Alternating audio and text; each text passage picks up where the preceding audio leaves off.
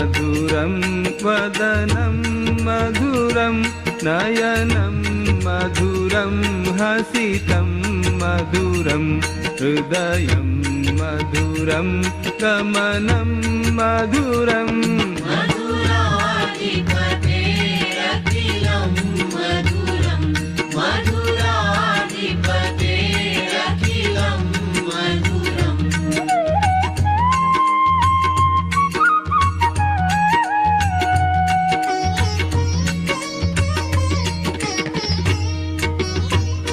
वचनं मधुरं चरितं मधुरं वसनं मधुरं वलितं मधुरं चलितं मधुरं भ्रमितं मधुरम् मधुराधिपतेरखिलं मधुरं मधुराधिपतेरखिलं मधुरम्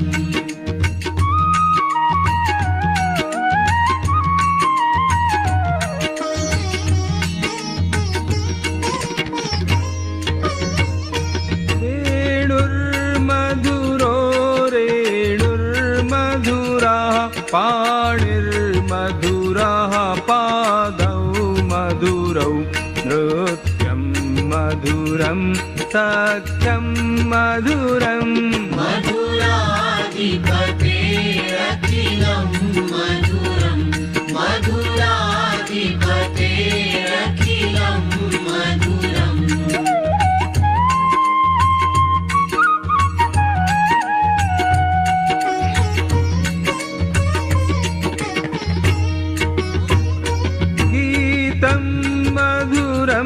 पीतं मधुरं भुक्तं मधुरं सुप्तं मधुरं रूपं मधुरं तिलकं मधुरम् मधुराधिपतेरखिलं मधुरं मधुराधिपतेरखिलं मधुरम्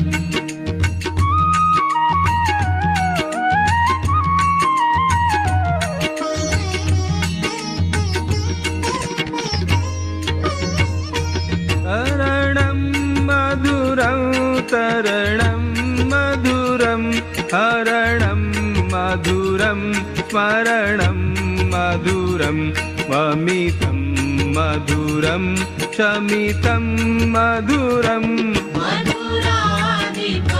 मधुराधिपतेरखिलं मधुरं मधुराधिपतेरखिलं मधुरम्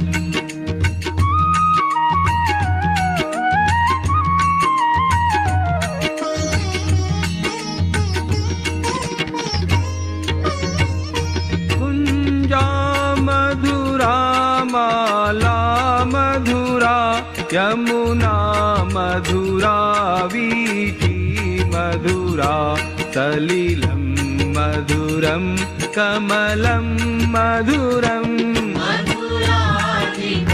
मधुराधिपतेरखिलं मधुरं मधुराधिपतेरखिलं मधुरम्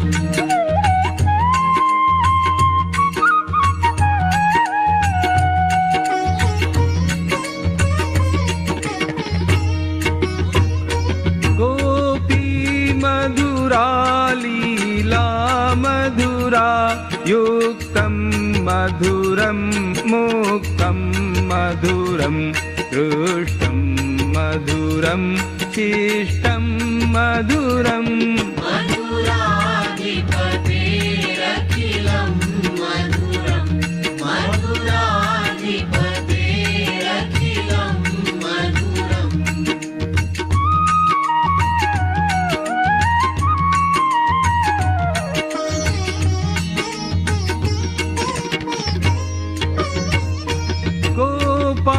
मधुरा गावो मधुरा यष्टिर्मधुरा सृष्टिर्मधुरा दलितं मधुरं फलितं मधुरम् मधुराधिपतेरखिलं मधुरं मधुराधिपतेरखिलं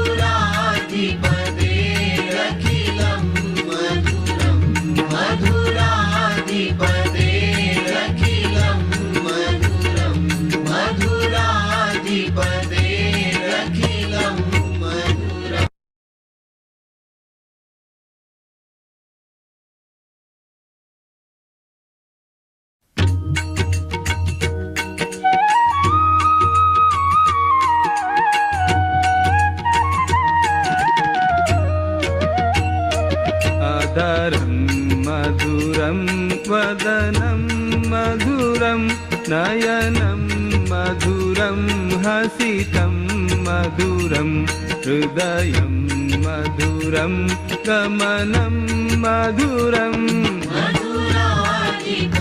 मधुराधिपतेरखिलं मधुरं मधुराधिपतेरखिलं मधुरम्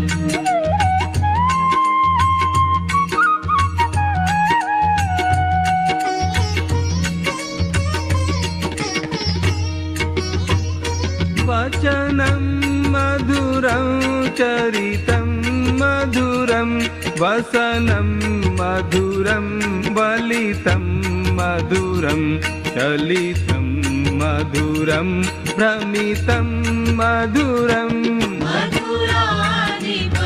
मधुराधिपतेरखिलं मधुरं मधुराधिपतेरखिलं मधुरम्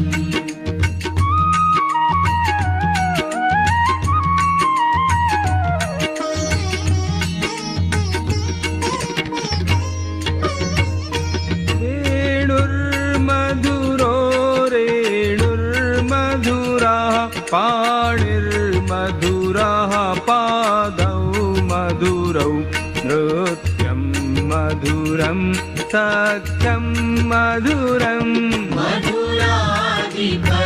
मधुराधिपतेरखिलं मधुरं मधुराधिपतेरखिलं मधुरम्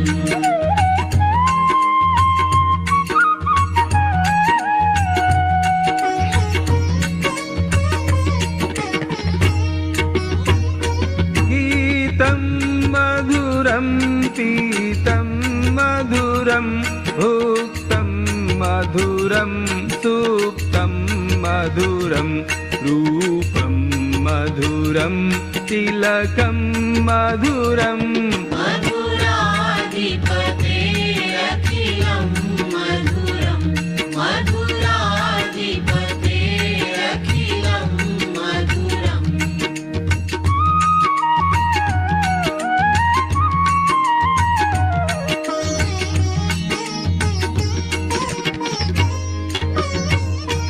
तरणं मधुरं तरणं मधुरं हरणं मधुरं स्मरणं मधुरं वमितं मधुरं शमितं मधुरम् मधुराधिपतेरखिलं मधुरं मधुराधिपतेरखिलं मधुरम्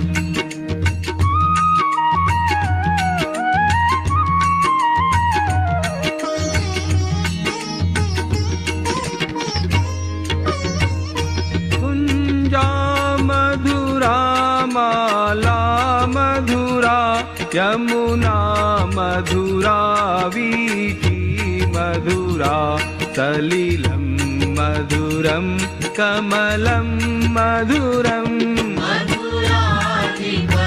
मधुराधिपतेरखिलं मधुरं मधुराधिपतेरखिलं मधुरम्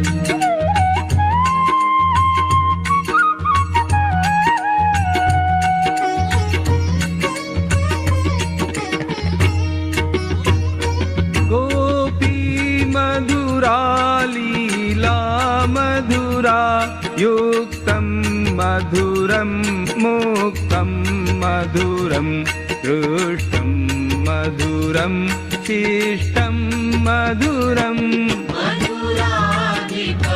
मधुराधिपतेरखिलं मधुरं मधुराधिपतेरखिलं मधुरम्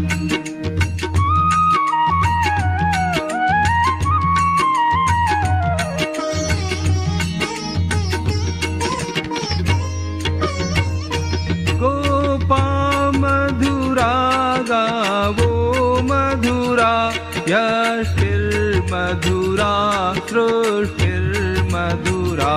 दलितं मधुरं फलितं मधुरम् मधुराधिपतेरखिलं मधुरं मधुराधिपतेरखिलं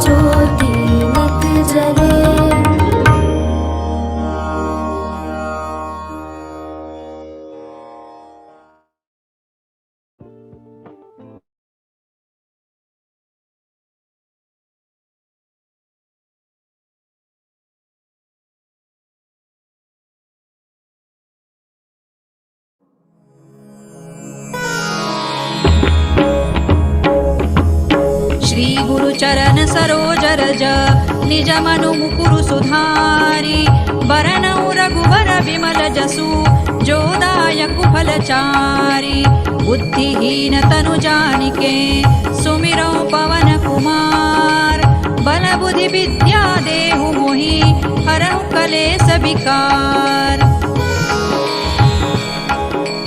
जय हनुमान ज्ञान गुण सागर जय कपीसति लोक उजागर रामदूत अतुलित बल धामा अंजनी पुत्र पवन सुत नामा महावीर विक्रम बजरंगी कुमति निवार सुमति के संगी कंचन बरन विराज सुबेसा कानन कुंडल कुंचित केसा हाथ वज्र और ध्वजा विराजे कांधे मूज जनेऊ साजे शंकर सुवन केसरी नंदन तेज प्रताप महाजगवंदन विद्यावान गुणी अति चातुर राम काज करिबे को आतुर प्रभु चरित्र सुनिबे को रसिया राम लखन सीता मन बसिया सूक्ष्म रूप धरि सियहि दिखावा विकट रूप धरि लंक जरावा भीम रूप धरि असुर संहारे रामचंद्र के काज संवारे लाय सजीवन लखन जियाए श्री रघुबीर हरषि उर लाए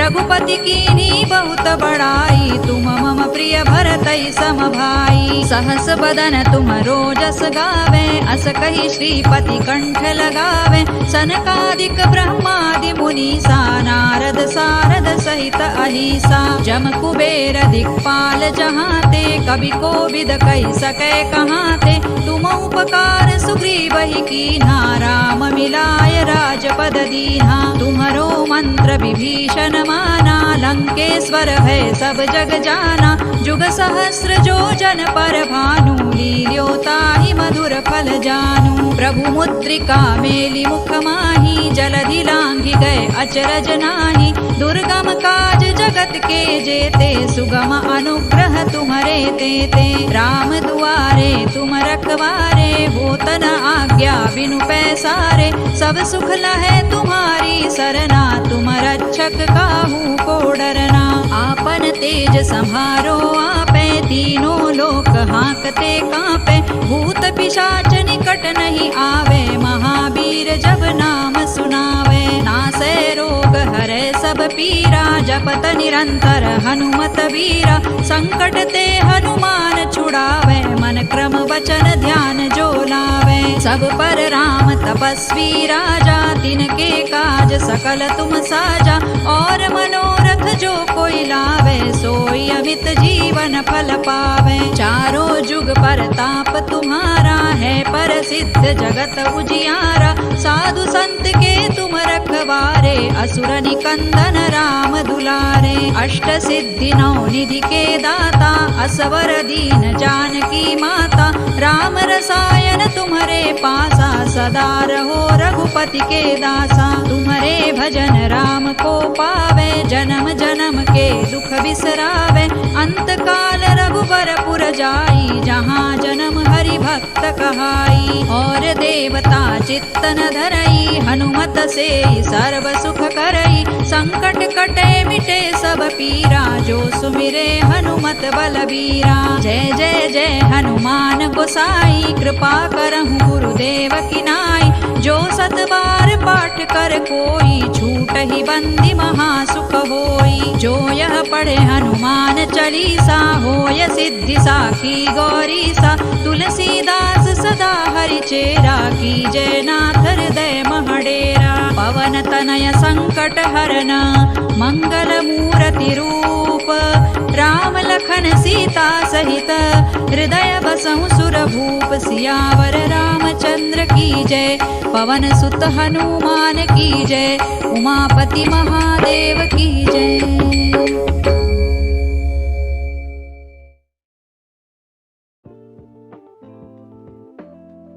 Jai Shri Krishna.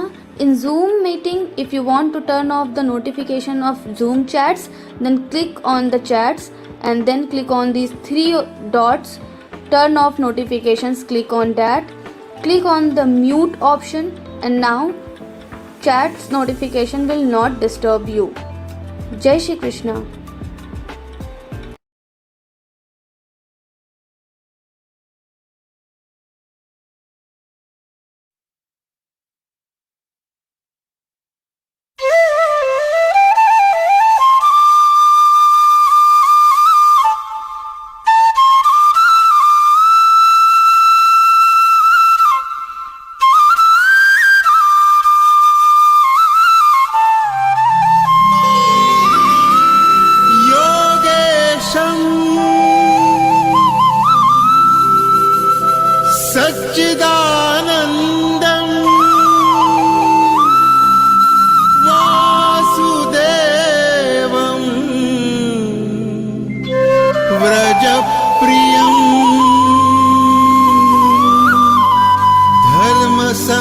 संस्थापकं वीरम् कृष्णं वन्दे जगद्गुरुम्।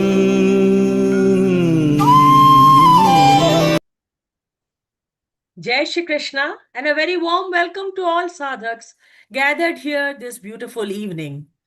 I start with my head bowed in devoted and sincere reverence on the lotus feet of Purushottam Bhagwan Shri Krishna and Param Pujya Swami Sri Acharya Govind Dev Giriji Maharaj. May we always have their guidance and blessings in our lives. In our earlier session on chapter 2 of Bhagavad Gita, we have seen Bhagwan Shri Krishna lift Arjuna from the despair by revealing the truth of the immortal Atma, eternal, indestructible, and untouched by any force. He reminds Arjuna that sorrow comes only from identifying with a perishable body, while the soul remains ever free.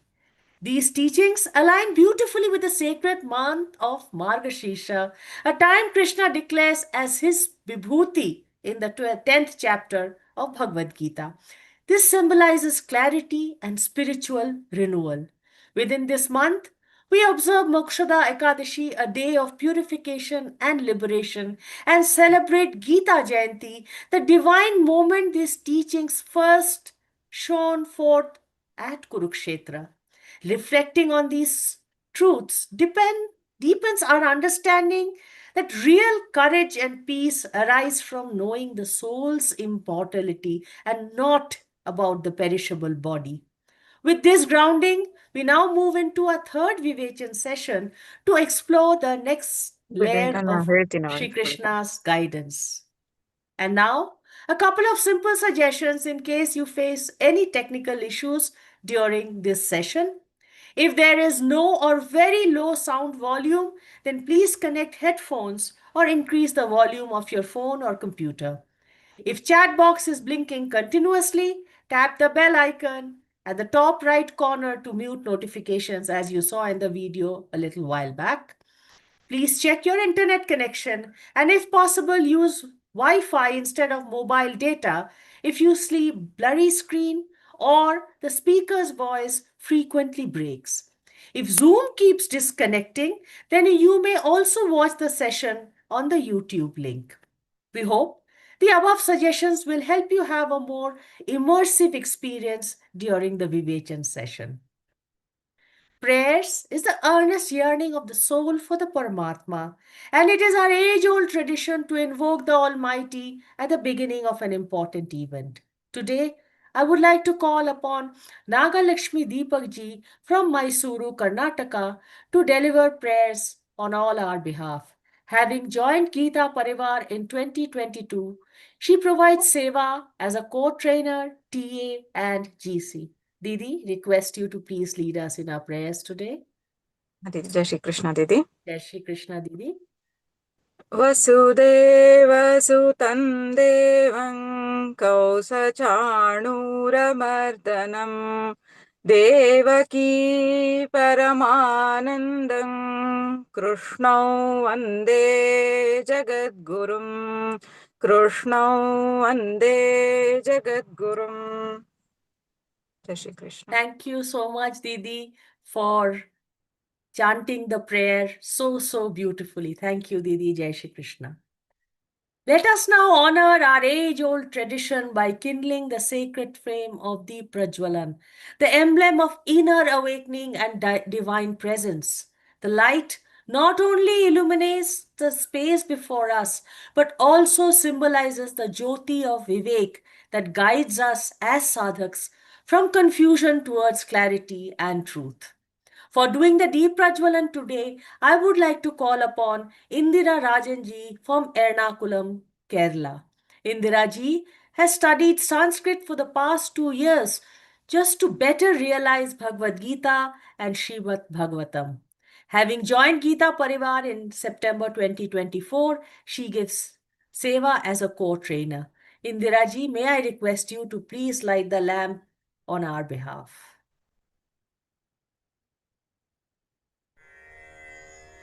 निषिद्धमोक्षाय स्निग्धैरप्येभिर्लुलितमकरन्दो मधुकरैः करैरिन्दोरन्तश्छुरित इव सम्भिन्नमुकुलः विधत्तां सिद्धिन्नो नयनसुभगामस्य सदसः प्रकीर्णः पुष्पाणां हरिचरणयोरञ्जलिरयम् शरदिन्दुनिभां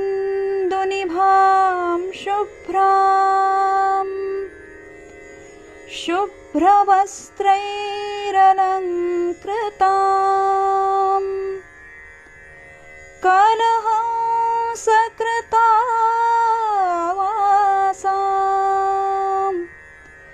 वरदां शारदां नुमः. Thank you so much, Indiraji, for taking us into your beautiful mandir and letting us meet Kanhaji and making part of that Deep Prajwalan. It was truly divine. As we already know, Learngeeta is celebrating the Geeta Jayanti Mahotsav from 15th November to 31st December. As part of this celebration, on Mokshada Ekadashi, that is Monday, the 1st of December, we will have Akhand Parayana of 7 Parayanas starting at 6:30 a.m. in the morning and continuing till about 10 p.m. in the night. Do join and be part of this beautiful Akhand Parayana. Details of the Parayana are available in your WhatsApp participants group. And you too can be part of this Mahayagya by organizing various events like Parayana, Shobha Yatra, or various Gita-related competitions in your locality. The Geeta Jayanti portal, which is geetajayanti.com, is open. So please go and register yourself as soon as possible.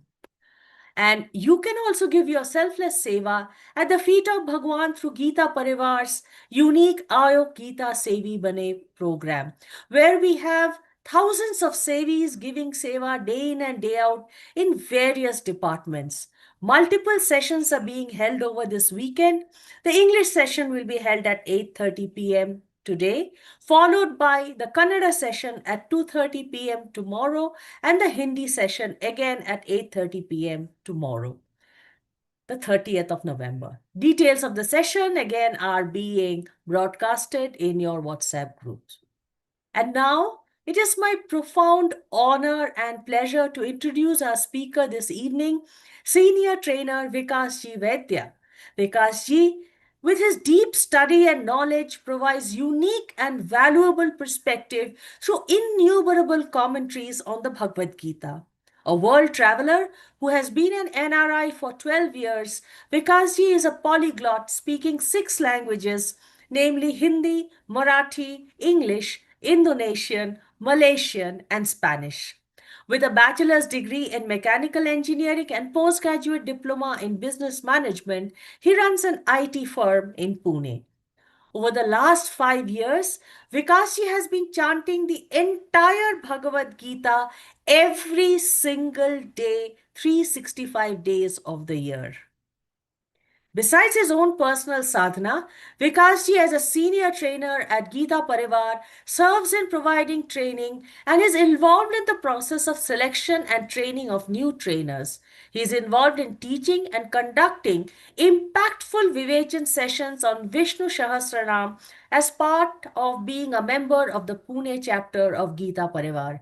He guides aspiring Geeta Vratis for the Geeta exam conducted by the Shringeri Peth. He has himself aced the Geeta Kantasthi exam at Shringeri Peth, for which he was awarded the first prize at the hands of Param Pujya Jagat Guru Shankaracharya Ji. I now humbly request Vikas Ji to take us to the battlefield of Kurukshetra, where we find Bhagwan Shri Krishna teaching about the immortality of the soul, the steadiness of the mind, and the path of selfless action that would help Arjuna to change from a mental state of confusion to clarity. Bhaiya, may I request you to start the Vivecham? वसुदेवसुतं देवं कंसचाणूरमर्दनं देवकी परमानन्दं कृष्णं वन्दे जगद्गुरुं जय कृष्ण दीदी जय Krishna to all Gita sadhaks.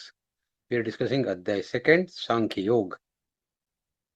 In last session we discussed up to slok number 24. 24 slok was अच्छेद्यो यमदायो यम अक्लेद्यो शोष एव च नित्यः सर्वगतस्थाणुरचलो यम सनातनः. So this immortal characteristic of Atmas, the soul, continues in this slok also. Slok number 25.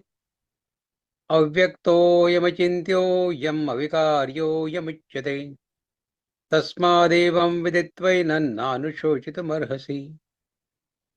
God says, the self is unmanifest, avyakta, inconceivable, achintya, and unchangeable, avikaryo. Knowing this, Arjuna, you should not grieve. Tasmadivam viditvaina nanushochitam arhasi. Why should you grieve? Knowing that it is avyakta, achintya, and avikarya. This slok continues the philosophical argument Lord Shri Krishna is building since slok number 11. Ashocha nanvashocha svam pradnyavadam shabhachase gatasur nanushocanti panditaha. Teaching Arjuna that the grief is inappropriate because it arises from ignorance of the true self, ignorance of Atma. Here Shri Krishna describes the essential nature of the self in three very powerful adjectives. Adjective number 1, avyakta, unmanifest. Number 2, achintya, beyond thoughts. And avikarya, unchangeable.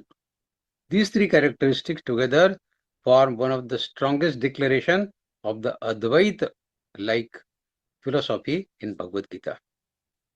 Arjuna's sorrow comes from perceiving the body as the person. Shri Krishna Bhagavan therefore repeatedly emphasized that the self is not the body nor anything perishable. When the true nature of the self is understood, the emotional turmoil caused by the bodily identification automatically should dissolve. Now, first characteristic God says is avyakta. Avyakta is the self is unmanifest. Avyakta is not perceptible to the senses.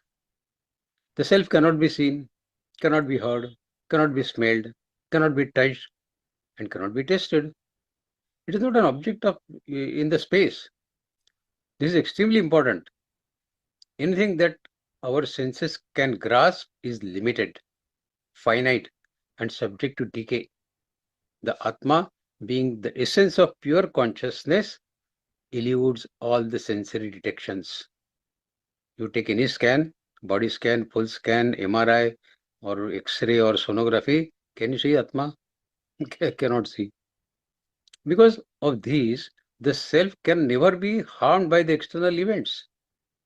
Fire can burn the body, yes, but cannot touch the consciousness. The sword can cut the flesh, but cannot cut the awareness. Time can age the body, but does not age the witness of the body, Kshetrajna, in time. Arjuna fears physical destruction of his own and that of his loved ones.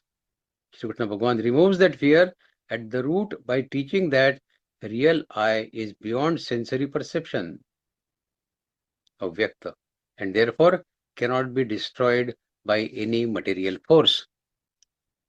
Next characteristic God says is achintya. Self is beyond thought. Chintan का विषय है ही नहीं. The word achintya means unthinkable, incomprehensible, or beyond the intellectual conception. This statement has two layers. Layer number 1, the self is beyond logical categories. Human thinking operates through categories. What categories? Form, color, shape, size, beginning, and end. But the self does not fit into any of these categories. It has no form, no color, no shape, no size, no beginning, and no end. It has no dimensions, no qualities, no attributes that the intellect can define. Even the concept of existence falls short of Atma, because the self is the very basis because of which the existence is experienced. So even existence cannot define what Atma is. Second layer of understanding of Atma is the self cannot be fully grasped through reasoning alone. The philosophical speculation cannot reveal the self. Logical arguments can point towards it, but realization requires experience through self-inquiry, Atma-Chintan, through meditation, and through purification of mind. Shri Krishna Bhagavan tells Arjuna, you are trying to solve your sorrow intellectually, but the intellect itself is incapable of knowing the real self. It is beyond intellect, achintya. Therefore, surrender your confused thinking and align with the spiritual insight. Third characteristic, God says, avikarya, no vikar. Any change is called vikar. Atma is avikarya, the self is unchangeable. This is one of the most profound claims about the Atma, about the self. Everything in the material world changes constantly. Constant change is what the material experiences. The body changes from childhood to youth to old age. Emotions come and go. Thoughts rise and fall. Situations arise and dissolve. Relationships get formed and then break. Weather changes. Sorry. Wealth also accumulates and then disappears. But the witness of all these changes, the Kshetrajna, the Atma, the soul, the conscious self, remains unchanged. Shri Krishna Bhagavan is saying, you, the real Arjuna, were present during childhood, during youth, and during adulthood. The body changed, but the experiencer of the body remains the same. Since the self is unchangeable, changeless, fear of death becomes irrational. When there is no death, why should we worry about it? It is irrational. Death is simply a transformation of the body. The self itself remains unchanged by death. Now, why Shri Krishna Bhagavan is emphasizing on these qualities? Avyakto, Yamachinto, Yamavikaryo, all these three qualities. Because Arjuna's grief is rooted in mistaken identity. He believes, I am this body. My family members are their bodies. Killing their bodies means destroying them forever. Shri Krishna Bhagavan dismantles this illusion by showing that the body is temporary, but the self is eternal. When the mind shifts identification from body to the self, to the soul, to the Atma, sorrow ends automatically. This is why Shri Krishna concludes, Tasmadevam viditvaina nanushochitam arhasi. Tasmadevam viditva. That means, therefore, knowing this, Shri Krishna Bhagavan is not asking Arjuna to believe blindly. He is asking Arjuna to understand through reasoning. No blind faith, reasoning. Through meditation and direct insight. When you understand the self cannot die, no one can truly kill or no one can truly get killed. Every embodied existence is a part of a cosmic process. Then the grief becomes baseless. Nanu-chochitamarhasi. You should not grieve. Shri Krishna Bhagavan is not being insensitive. He is compassionate, but firmly correcting Arjuna's mistaken perception. He is saying, you are grieving because you think the change in body is the end of existence. But once you understand the unmanifest, inconceivable and changeless self, avyakto yamachinto yamavikaryo, you will realize that there is no reason for sorrow. This line also implies Spiritual wisdom is the antidote for emotional suffering. The root of sorrow is ignorance, avidya. Right knowledge dissolves fear, anxiety, confusion, and despair. Arjuna's emotional collapse is because he sees only the limited physical reality. Shri Bhagavan is speaking at much higher level. He is opening the inner eye for spiritual dimension. Now, the psychological relevance of this shloka in our modern life is, this shloka is timeless. We can apply it in everyday situations. We worry because we identify with the wrong I. People say, I am sad, I am afraid, I am worthless. But emotions belong to the mind, not the self. And you are not the mind, you are the self. They come and go like waves, emotions.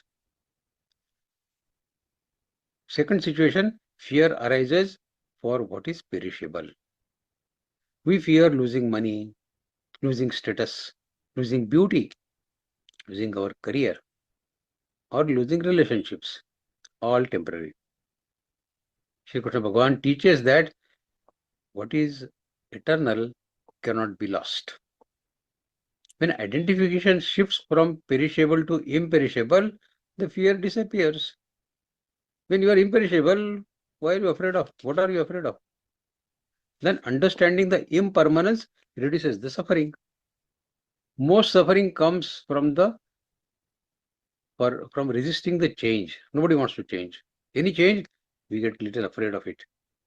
But when we accept that the unchangeable self is our true identity, there is no change in the self, then there is no question of any worry then. The change becomes a natural phenomena, something not to fear about. And lastly, helps in dealing with grief and death. When loved ones pass away, we grieve because we think their existence has ended. Krishna Bhagavan says they are unmanifest, inconceivable, and changeless. Avyakta, achintya, and avikarya. Beyond this body. This brings deep comfort and spiritual resilience. When you know that your near ones and dear ones, maybe they have cost of their body, but they are still there in some other form, in some other body. The spiritual significance of this shloka is, it is a foundation in Vedanta. It affirms the self is beyond appearance, avyakta, beyond thought, achintya, beyond change, avikarya. This is the real identity of every being. Realization of this truth, it will lead to liberation from sorrow, freedom from fear, equanimity, spiritual awakening, detachment from body, and a life of inner peace. Shri Krishna Bhagavan gives Arjuna a glimpse of the highest spiritual truth, typically related or revealed only to awakened seekers. But thanks to Geeta, we are getting this knowledge sitting at home. Summary of this shloka is, self is unmanifest, cannot be sensed or perceived, inconceivable, intellect cannot grasp it, unchangeable, eternal, and unaffected by bodily transformations. Therefore, no one truly dies. No one is truly getting killed. Grieving for the destiny of the eternal self is illogical. Hence, knowing this truth, Arjuna, you should not grieve. Nanu Shushidamarasi. Continuing with slok 26th. Adachainan nityajatan nityam va manyase mritam tathapi tvam mahabaho naivam shochitamarhasi. God says, now this is a good shift in Sri Krishna Bhagavan's argument. He says, even if you think, okay, granted, you think that the self is constantly born and constantly dies. Okay, assume that what you say is right. Granted, what you say is right. Assume that. O mighty armed Mahabaho Arjuna, even then you should not grieve. This is a brilliant shift in Sri Krishna's strategy in convincing Arjuna. In this shloka, Sri Krishna Bhagavan uses a unique teaching technique. Until now, from shlok 11 to 25, Ashuchano Shuchasam, till the last shlok that we read, Avyakto Michendoyam, he has taught the eternal, unborn, undying nature of the self, Atma. His reasoning has been philosophical and spiritual in all these shlokas from 11 to 25. But Shri Krishna Bhagavan recognizes that Arjuna's emotional crisis is so deep that he might still cling to his mistaken belief that death is real and final. Death will end everything. So Shri Krishna Bhagavan performs a powerful intellectual maneuver. He says essentially, Arjuna, even if you think the self is born and dies like the body, even then you should not grieve. Why? Because death is inevitable. If something is destined to die anyway, grieving over its death is irrational. जो होना है उसको टाल नहीं सकते, तो फिर उसके लिए ग्रीव क्यों करने का? It is irrational. Thus Shri Krishna Bhagavan takes Arjuna's own belief system and trying to prove him that you are still wrong. Even if you go by your belief, not the true philosophy, of course, and shows that even within that wrong belief, grief is unnecessary. Considering your belief, even then grief is unnecessary. This is a master class compassionate debate from Sri Krishna's side. Sri Krishna Bhagavan's dual level teaching is there. Krishna's teaching in Shlok 26 operates at two levels. Level 1, ultimate truth. Param Satya. The self is unborn and undying. Therefore, grief is unnecessary. Level 2, relative or practical understanding. Even if you assume that life begins with birth and ends with death, grieving still makes no sense because birth and death are natural. They happen to every being or every living being. No one can prevent them. They are part of the cosmic law.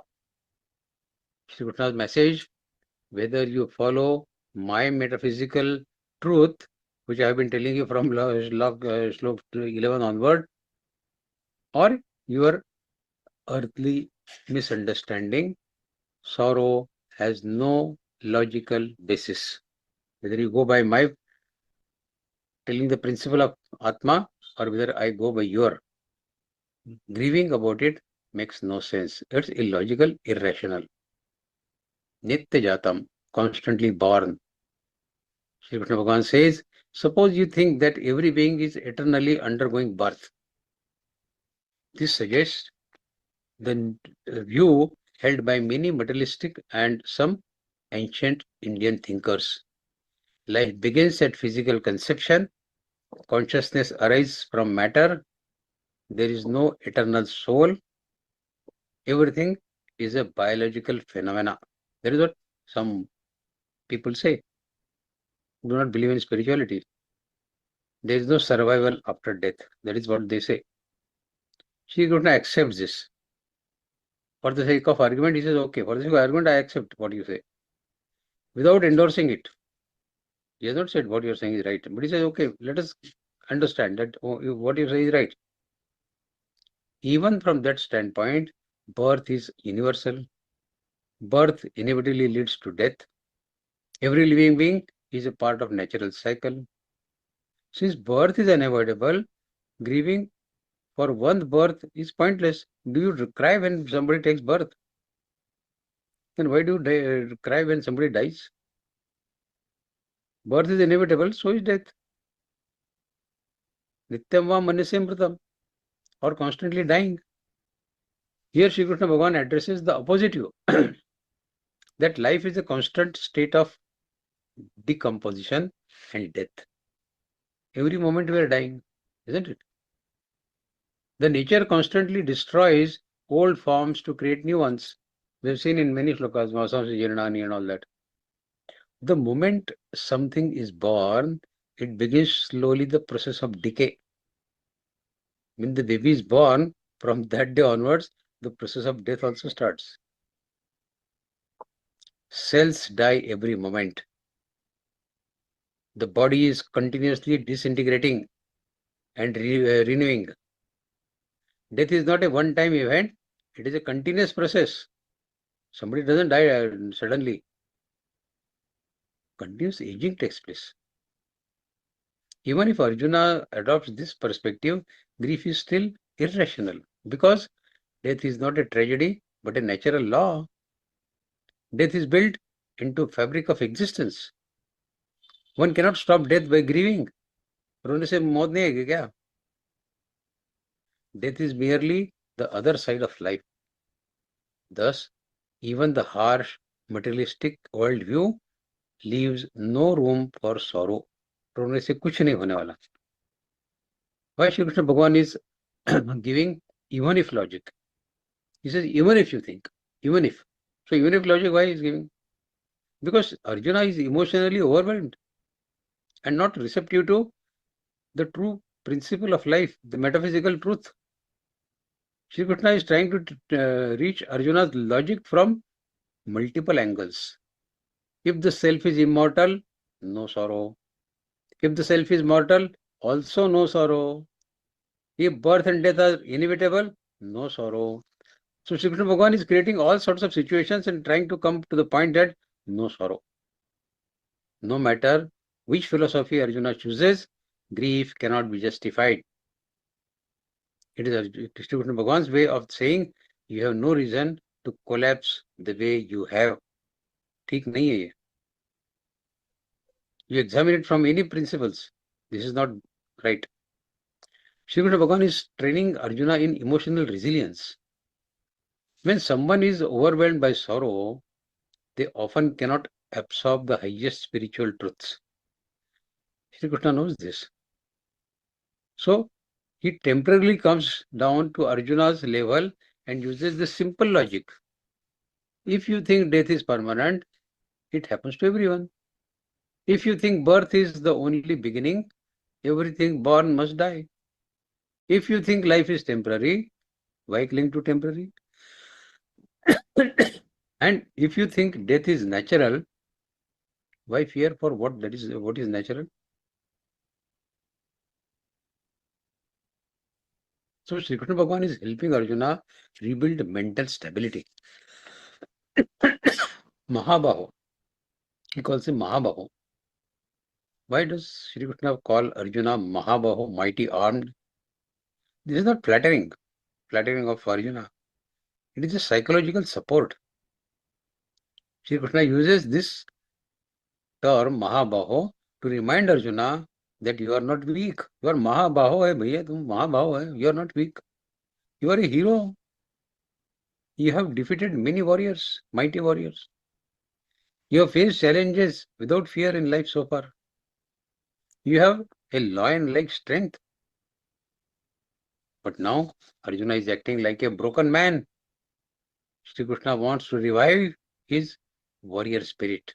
That's why he's saying Mahabaho, you are Mahabaho bhaiya. This compassionate reminder is subtle but powerful.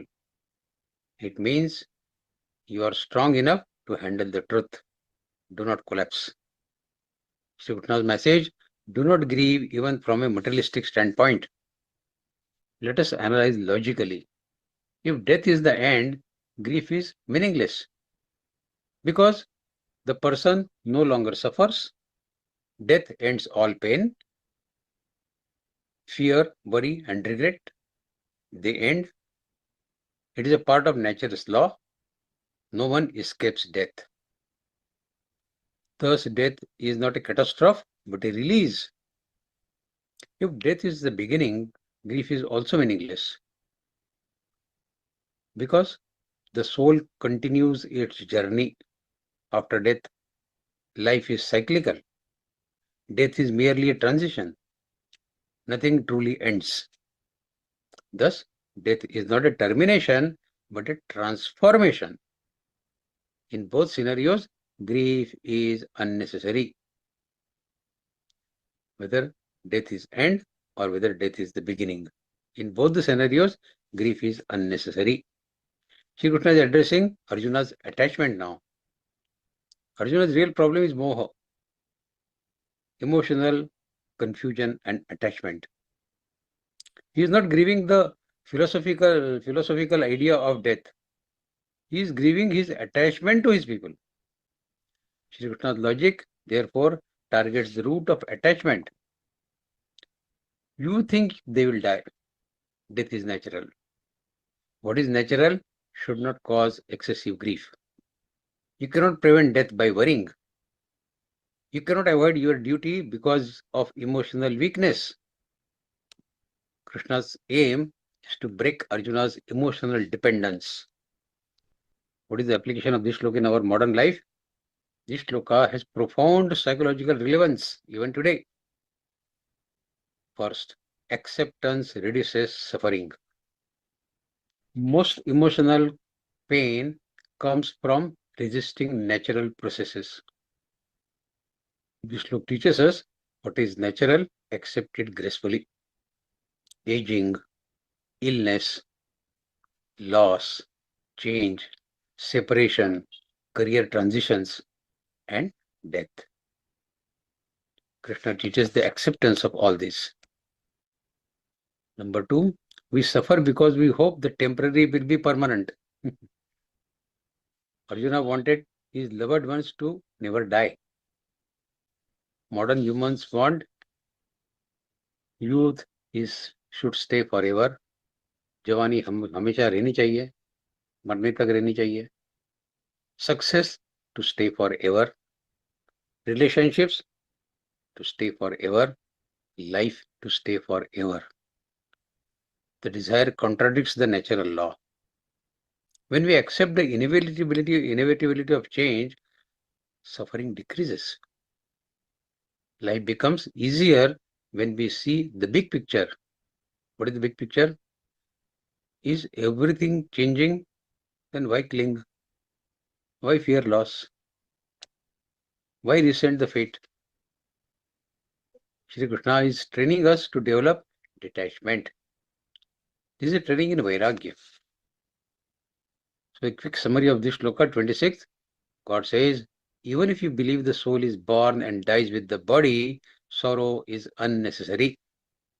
Because what is natural, inevitable, and universal should not be mourned, should not be grieved. Thus, this shloka is both the logical antidote and the compassionate way to lift Arjuna's out of his despair. Shri Krishna's brilliance lies in showing that from the philosophical angle, Arjuna's grief is baseless. Continuing the logic, God says further in Shlok 27, Jatasya hidro mrityur dhrvai janmamritasya cha tasmad pariharyirthe natpam shochitum arhasi. For one who is born, death is certain. Dhruva is certain. And one who has died, birth is certain. Jatasya hidro janmamritasya dhruvasya cha. So this is both are the certainties. Death and birth both are certainties. Dhruva. Therefore, in an inevitable situation, you should not grieve. God is harping that point again and again. Don't grieve, don't grieve, don't cry, don't grieve. One of the most famous shloka in Gita, this shloka is Jatasidro Mritur Tasmad Natam Shochitamarasi, is among the most quoted lines in the spiritual literature. It conveys a universal truth recognized across cultures, across philosophies, and across religions. Birth leads to death, and death leads to birth. This cycle is unbreakable and inevitable. Shri Krishna uses this simple yet profound law to teach Arjuna that grieving for those destined to die is neither rational nor spiritually appropriate. This shloka stands as a bridge between the philosophical teaching, what we have learned from Shlok 11 to 25, Ashochanvan Shochasam, till last couple of shlokas, and the practical wisdom which we'll study from slok 28 onwards to the 36th of shloka. Shri Krishna brings the discussion from metaphysics down to undeniability of the nature's laws. नैने चिंतन शस्त्राणी जाने दो, अव्यक्तम चिंतन जाने दो, ये तो accept करो.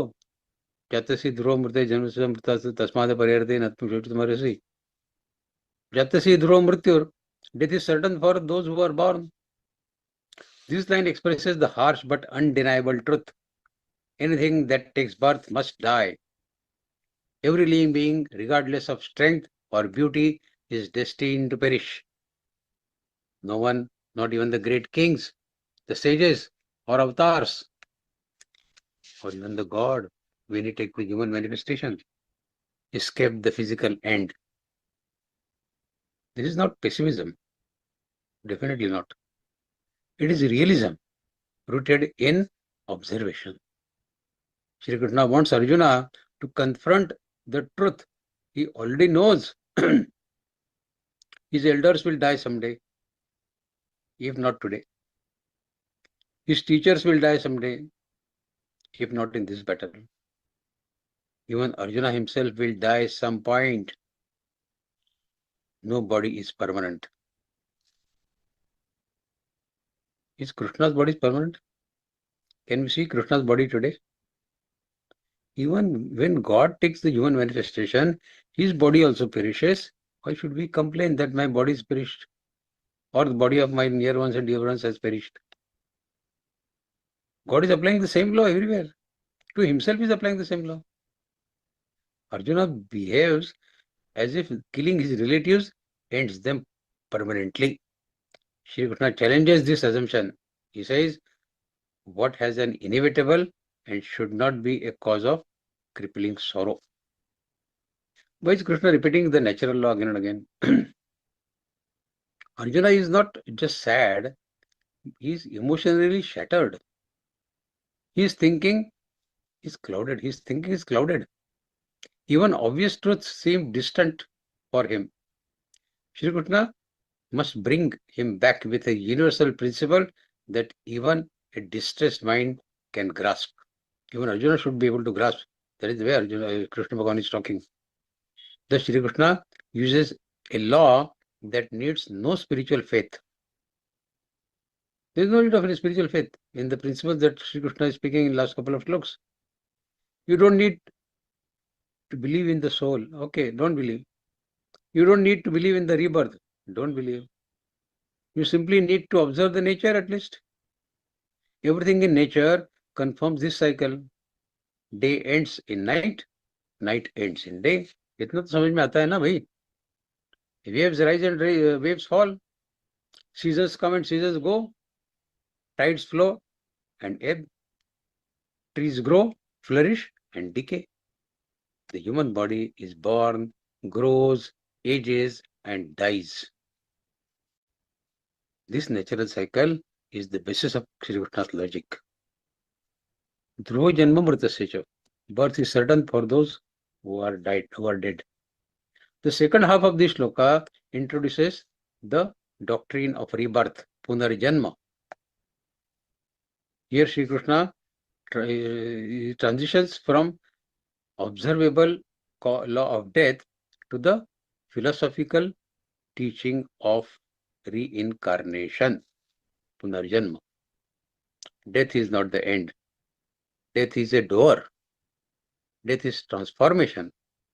Death is the beginning of another phase of immortal self's journey. In Indian worldview, death is like changing clothes. We have seen Vasansi Jirnani. Life is a chapter, not the whole book. Each lifetime is a classroom.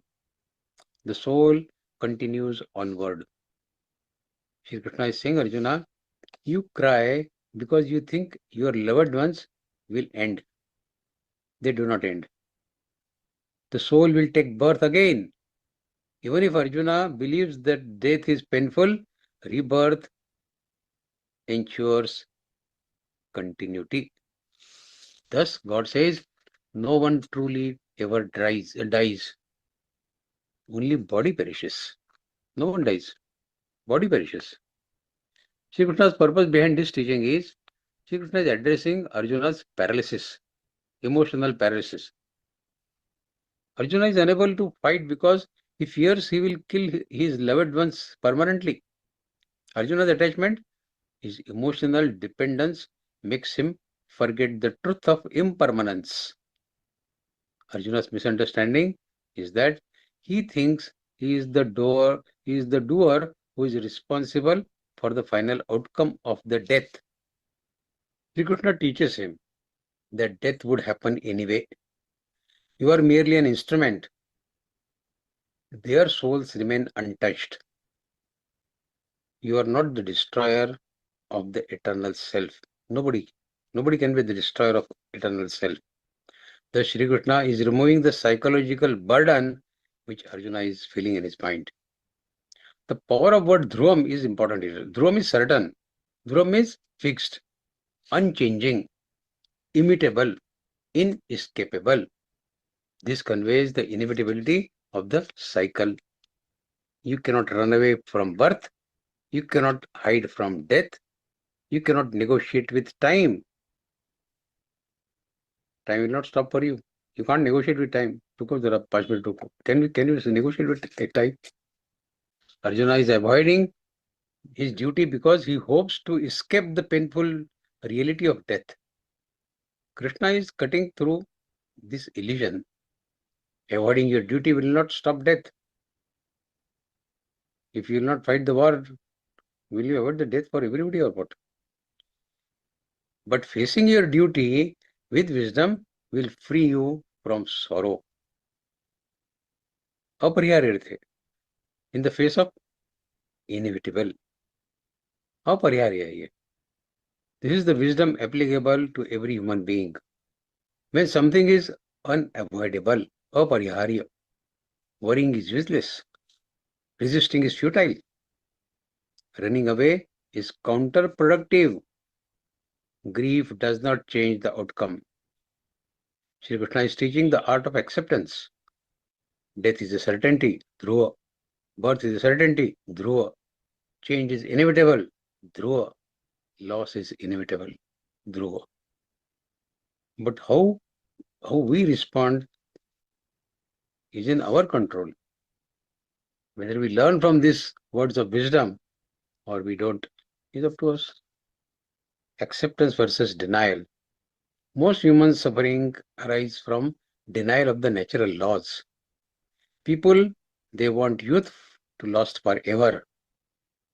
They want relationships to last forever. They want parents to never age. They want children never to leave them.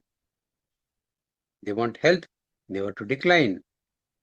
They want success to never fade.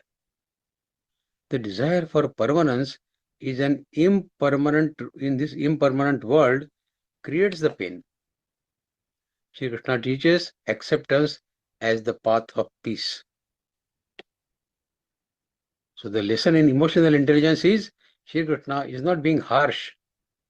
He is helping Arjuna see clearly the reality. Emotional intelligence involves accepting the facts, regulating the emotions, seeing the inevitability of the life cycles, and acting with clarity despite emotions. Emotions sabko hota hai, but we have to accept it, no? Arjuna is drowning in emotions. Shri Krishna is throwing him a rope of truth. ये rope फेंक रहा हूँ truth का, उसको पकड़ के come out of your grief, come out of your emotions. The soul is eternal. This shlok has another deeper meaning.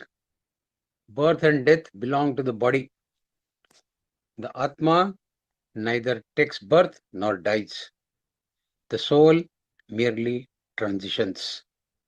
The body is garment, the soul is the wearer. We learn this in Vasamsa Jiranani also.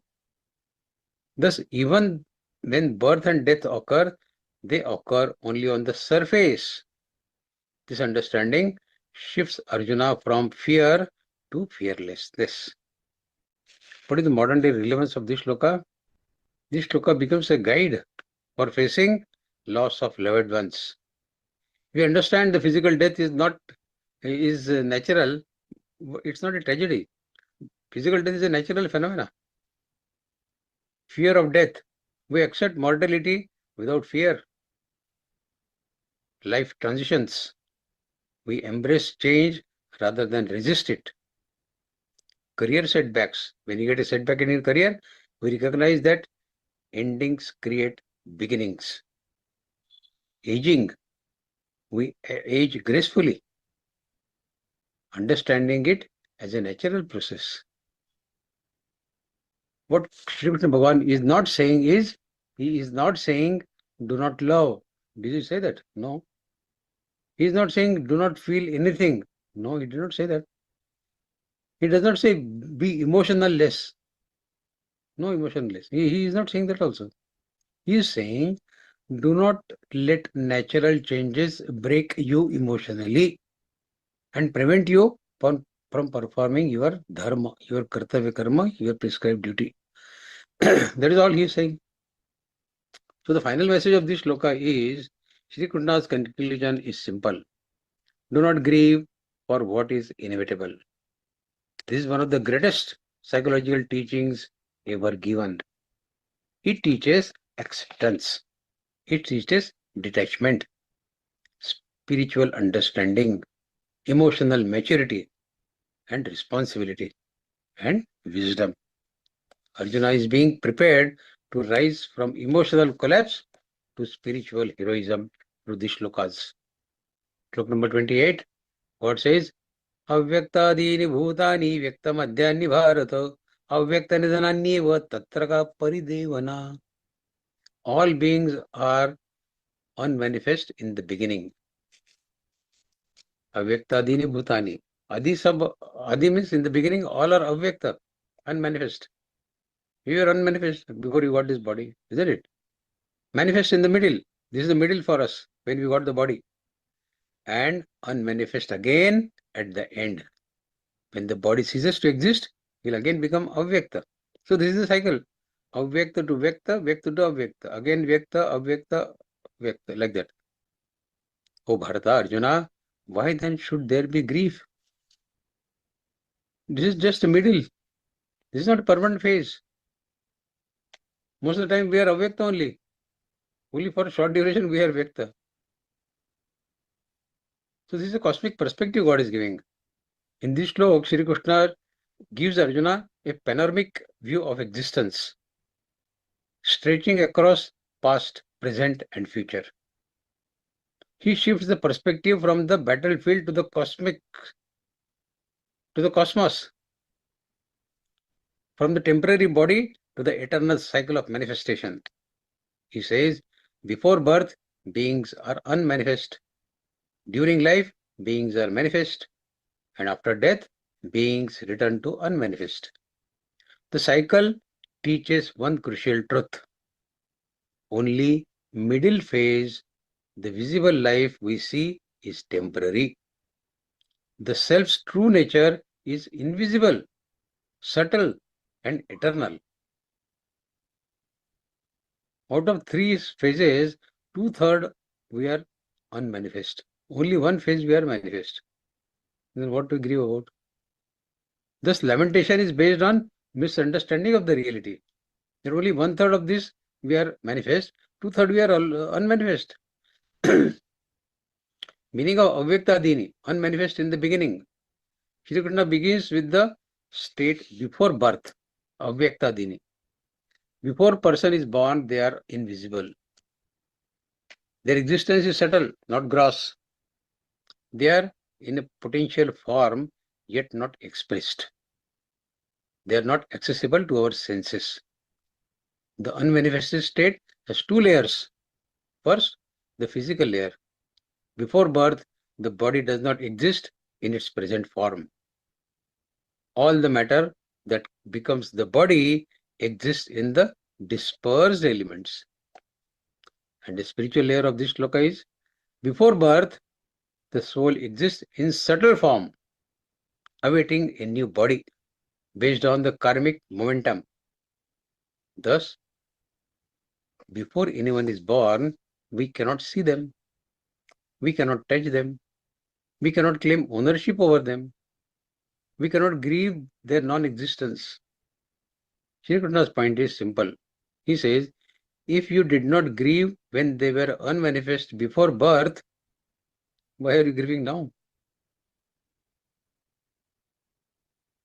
Vyakta Madhyani, manifest in the middle. In the middle portion, the visible life we call living is temporary. A human being is visible only in the brief window between birth and death. Life is like the middle of the wave. It rises from the ocean, stands visible above the surface for a moment and returns back to the ocean. Wave कितना time रहता है? Our life is like that wave.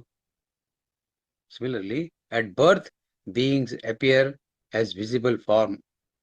During life, we interact with them in a tangible manner. Over time, the body changes, decays, and returns to the unmanifest, like the waves go to the ocean back.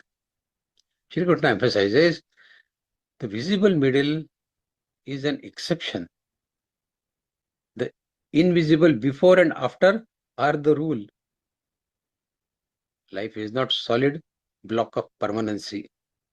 It is a temporary appearance in the eternal continuation. Avyakta Dhini, unmanifest at the death. Nidhan, Avyakta again. After death, the body dissolves. The soul becomes invisible again. Physical form disappears. The person returns to subtle unmanifest state. This is the natural law of existence. Just as the seed becomes a plant, plant again becomes the seed, so to the unmanifest becomes manifest and again unmanifest. Death does not end the self. Death ends only the temporary manifestation.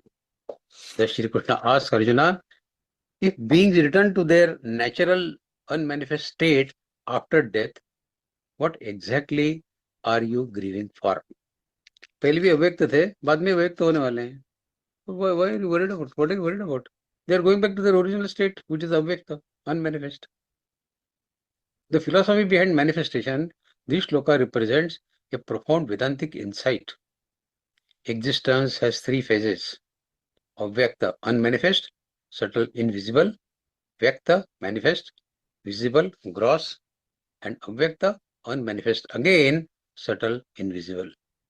This applies to human beings, to animals, to plants, to stars, to universes, to thoughts, to emotions and events in our life.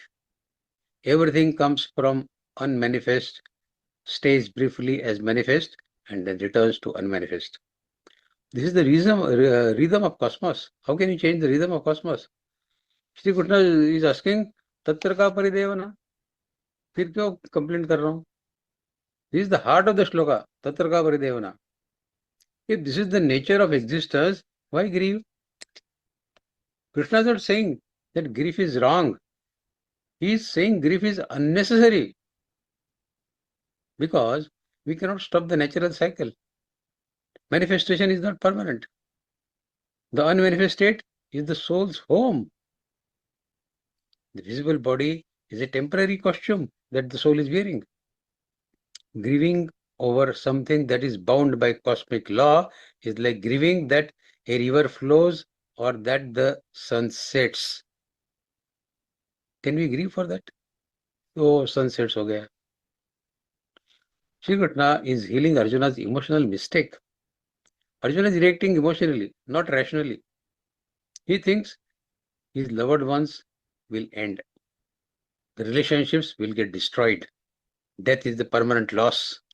Killing is the final end of existence. Shri Krishna gently corrects him, saying, nothing truly dies. Only the visible form disappears. If we find the analogy of this shloka in today's life, the movie screen we can think of. Think of a movie. Before the scene appears, nothing is visible on the screen. During the movie, the scenes unfold. After the movie, the screen is empty again. But the screen remains unchanged. Similarly, before birth, unmanifest, during life, manifest, and after death, unmanifest. But the self remains unchanged, like the screen. The visible life is like temporary movie on the eternal screen of consciousness. What is the perspective in modern scientific world today of this shloka? Interestingly, this shloka aligns with modern scientific understanding also. Matter is never created or destroyed. That is what we believe in science today. It only changes the form. That is the principle we learn in science. Before birth, the matter is dispersed. After death, it returns to the same cosmic elements. Panchamabhut mein vileen ho jata hai. Energy is unmanifest until activated. This second principle, scientific principle. Thought, life, chemistry, all arise from unmanifest potential. Universe itself followed this cycle. Unmanifest before the Big Bang, manifest the present universe that it is, unmanifest after the future collapse. Pralay ke baad kya hoga? Again unmanifest. Krishna's teaching mirrors the deepest scientific truths of impermanence of even this entire world, entire cosmos. The psychological interpretation of this shloka is grief arises because we cling to the manifest. We think the visible is permanent. We forget the unmanifest states. We identify the person with their body, the manifested form. Shri Krishna expands Arjuna's understanding. Your grief is based on partial view. See the full cycle. Unmanifest, manifest, unmanifest. See the full cycle. Realize the unbroken continuity. This widens Arjuna's vision, dissolving narrow emotional pain. The spiritual interpretation of this shloka will be, spiritually, this shloka teaches us the body is temporary, the soul is eternal, manifestation is Maya. Reality is unmanifest consciousness. Visible life is a brief experience. Thus, attaching too strongly to the visible form causes the suffering. What Krishna really wants Arjuna to see is, Arjuna is somehow, he is fixed on the immediate moment. My loved ones will die. My loved ones will die. Shri Krishna wants him to see the eternal context. They were unmanifested before. They are manifest at the moment. They will become unmanifest again. The soul is untouched in all this process. Life is a flash of lightning between two darknesses of unmanifest existences. Why cry for the flash? Why cry for the flash? So the essence of this shloka is, everything comes from unmanifest, stays briefly as the manifest, and returns to the unmanifest again. Nothing truly begins or truly ends. Therefore, sorrow is unnecessary. This is both the philosophical and psychological masterpiece shloka of Bhagavad Gita. Next shloka 29. Ascharyavat paschati kaschidinam ascharyavat vaditaiva chanyah ascharyavat manyashnoti shrutvapenam vedana chaiva kaschit. God says, someone sees the self as wonder. Someone speaks of it as a wonder. Another hears of it as a wonder. Yet, even after hearing, very few truly understand it. The context of this shloka we must understand first. This shloka appears in the middle of Krishna's explanation of Atma to Arjuna, the eternal, indestructible self, which neither kills nor gets killed. Arjuna is grieving after the death, loss, and destruction.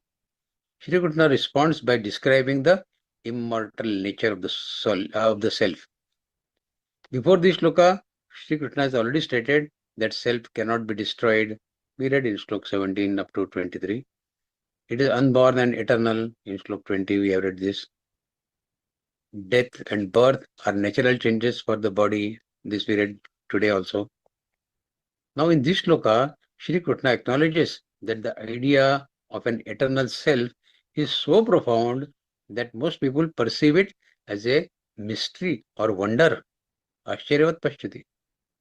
Many hear about it, but very few truly grasp it. Meaning of our word Ashcharya, wonder.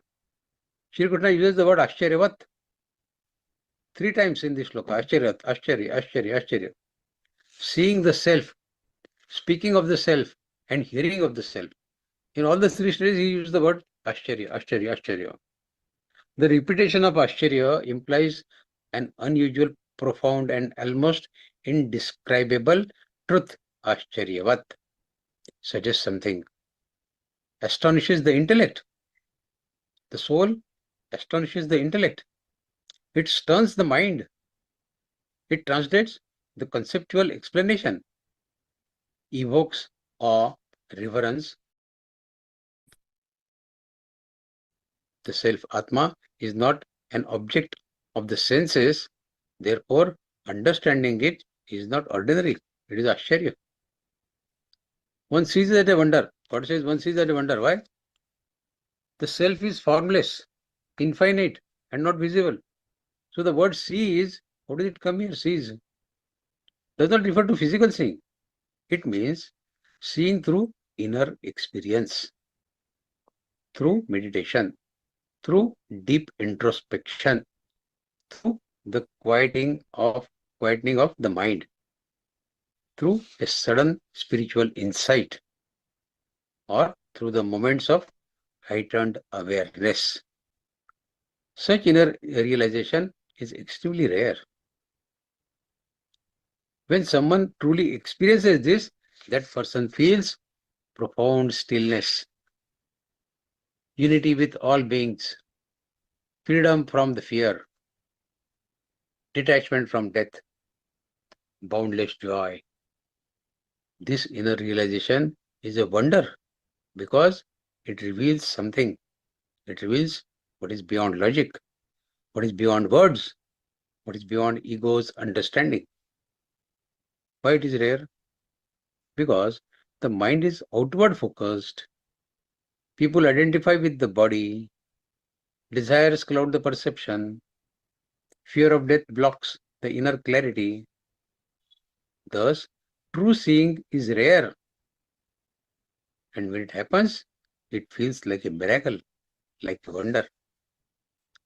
Others speak of it as a wonder. Those who speak of self, rishis, sages, enlightened beings, use metaphors, some parallels, or poetic language, because the self cannot be captured in direct verbal expressions. Why is it a wonder to speak of? Because the speaker has either known or understood something transcendent. They attempt to express inexpressible. Speaking of eternal consciousness using finite words requires depth and grace. The experience itself is extraordinary. So descriptions appear extraordinary also. Yet, even when the speaker, the great sages speak about it, many listeners misunderstand because the subject is very subtle. Further, God says, another hears of it as a wonder. Even for sincere seekers, devotees, hearing about the self is astonishing because it contradicts the materialistic worldview. It challenges the belief, I am the body. It introduces the immortality as a real experience, not a theory. It declares consciousness as separate from body and mind. It speaks of a dimension beyond time, beyond birth, and beyond death. For a listener, therefore, this concept is often surprising, inspiring, confusing, mystical, and deeply attractive also. It feels like a wonder because it opens a completely new dimensions of understanding. And God further says, even after hearing, no one truly knows it. This is the most important line in this shloka. Why does Shri Krishna say no one truly knows it? Because intellectual knowledge is realization. You may read hundreds of books, memorize philosophical concepts, listen to varieties of gurus, attend spiritual discourses. You can attend like we are attending now. Yet, the self cannot be understood through information alone. We can keep on discussing about self for next 10 sessions. Even then, we cannot define what self is. Real knowledge of the self requires purification of mind, discipline, meditation, surrender, ego dissolution, and deep silence. Why it is so difficult? Because the self is not an object, not a concept, not a belief, not something to be known like facts. It is the knower itself. You cannot use the mind to know what is beyond the mind. Thus, even after hearing, no one understands it, means most people stop at intellectual understanding. Few go deeper. Fewer still experience the self directly. So this shloka highlights the paradox of spirituality. How? The most fundamental truth of human existence is this. It's also most difficult to grasp. Why? Because the self is the experiencer, not the experience. You want to experience the experiencer. The seer cannot be seen like an object. The consciousness cannot be placed under a microscope. Intellect cannot grasp the source of intellect. Thus, realizing the self requires going beyond ordinary understanding, ordinary knowledge. This shloka, it reflects the Upanishad's spirit. Neti, neti. Not this, not this. There is neti, neti technique, no? There is technique in meditation, neti, neti. Ultimately, you start discarding everything in life. Neti, neti. Ye God hai kya? Neti, neti. No, no. Ye God hai kya? No, no. Neti, neti. Ultimately, you realize what God is. So this is a neti, neti technique.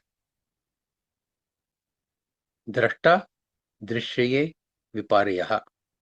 The seer cannot be seen. One knows by becoming it. The psychological insight of this shloka is it reflects deep psychological truth. Human beings are conditioned by sensory perception. Anything beyond senses feels unreal or abstract to them. हमारी आंखें देख नहीं सकते तो unreal हो गया. Ego resists the idea that it is not the real self. Fear of death blocks understanding of immortality. We cannot accept that something is immortal in this life. Attachment to the body creates the great illusion. Thus, realization appears wonder-like because it dismantles the ego identity, the fear structure, the mental conditioning, and the limited worldview that we have. A person who gains self-knowledge undergoes the inner evolution, inner revolution. What is the relevance to Arjuna? Why does Shri Krishna tell this to Arjuna in the battlefield? Because Arjuna's grief comes from his belief. These people will die, I will be the killer, death is the destruction. So Krishna is saying, the self is so extraordinary that even saints struggle to understand it fully. So do not mistake the destruction of body as the destruction of self. Once Arjuna understands this, his fear and sorrow lose their foundation. What is the practical application of this knowledge in our modern life? Do not fear death excessively. Understanding the self brings calmness and courage. Be curious about the deeper dimensions of life. The shlok encourages you to reflect and inquire. Accept that ultimate truths require inner experience, not the bookish, inner experience. Not everything can be learned intellectually. Something is beyond intellect, like this knowledge. Meditate to experience your real nature. As we discussed some time back, meditate. I am not Sthul Sharir, I am not Sukshma Sharir, I am not Karan Sharir. I am the soul. So meditate on this thought. Stillness reveals what words cannot. In meditation, you are calm, without words. So there you get more knowledge rather than when you are reading or you are talking. So stillness reveals what words cannot reveal, what words cannot express. Approach spiritual knowledge with humility. Even great scholars fail to grasp the self through intellect alone. बुद्धिमान हो गया तो सब समझ में आ गया, ऐसा नहीं होता है. Recognize the wonder of existence. Life becomes richer when seen with awe and reverence. Essence of this slok, in simple words, is that the self is so mysterious, so profound, so subtle that rare individuals see it, rare individuals describe it, rare individuals hear about it correctly, and almost no one truly understands it fully. Thus, self-knowledge is a divine wonder, attainable only through inner purity and deep experience. Continue with next shloka, slok 30. देहि नित्यमवध्यो यन्देहे सर्वस्य भारत तस्मात् सर्वाणि भूतानि न त्वं शोचितुमर्हसि. God says, O Arjuna, the self that dwells in every body is eternal and cannot be destroyed. Therefore, you should not grieve for any living being. Arjuna is conditionally shattered, emotionally shattered, refuses to fight, thinking that killing teachers, elders, and relatives is sinful. Shri Krishna has already explained that the physical body dies, but the self, Atma, is eternal, unborn, and indestructible. Shri Krishna now concludes this philosophical section by saying that the indwelling self of all beings cannot be slain. Therefore, stop grieving. This shloka completes the logic started from slok 11. Ashocha, Nanashocha, Sampradnyavada, Shabashri, Gata, Surgata, Samishcha, up to slok 30, what we have discussed. You grieve for those you should not be grieving for. This is the 11th shloka we studied. The wise do not mourn the living or the dead. Again, 11th shloka says this. The self is eternal. We studied this in slok 12 to 25, all the shlokas. Death is natural and inevitable. In slok 27, we studied this. Birth and death belong to the body and not to the self. This we studied in slok 27 and 28. Now in this shloka 30, Shri Krishna sums up the conclusion, saying that since the self cannot be harmed, grief is inappropriate. So what is the practical teaching of this shloka in our modern life? Even outside the battlefield context, this shloka is profoundly relevant even today. First, do not grieve excessively over death. Death is a transition, not annihilation. Do not fear your own death. The body dies, not the consciousness. See equality in all beings. The same self exists in all, reducing hatred and conflict. Let go of anxiety. If the essential I is indestructible, what is there to fear about? Overcome the attachment. Attachment arises from misidentification with the body. Act without emotional paralysis. Arjuna froze out of fear and attachment. We do the same in life. So God says, not correct. And gain courage. Knowing the self is eternal frees you from the weakness. Next shloka, 31. Swadharma vicha aveksha navikam pitumarhasi dharmyadyuddha shreyo nat kshatriyasya na vidyate. Moreover, considering your own duty as Kshatriya, you should not waver. For a warrior, no duty is more sacred or beneficial than a righteous battle, Dharma Yuddha. See, the context of this shloka, Sri Krishna has already explained it is about the immortality of the self. He removed Arjuna's fear and grief rooted in misunderstanding of life and death. Now Sri Krishna introduces the second line of reasoning. What is that? The philosophical reasoning, the self is eternal, that we discussed from Shlok 11 to 30. Now, duty-based reasoning. Follow the Kshatriya Dharma that we'll discuss up to Shlok 38. God is going to describe about his Kshatriya Dharma. This Shlok marks the beginning of Sri Krishna's explanation of Swadharma, one's own duty. Arjuna was refusing to fight because he thought it was sinful. Krishna now tells him, not fighting is actually a violation of your dharma. Fighting a righteous war is the highest duty of a Kshatriya. This is not about violence. This is about the responsibility. What is Swadharma?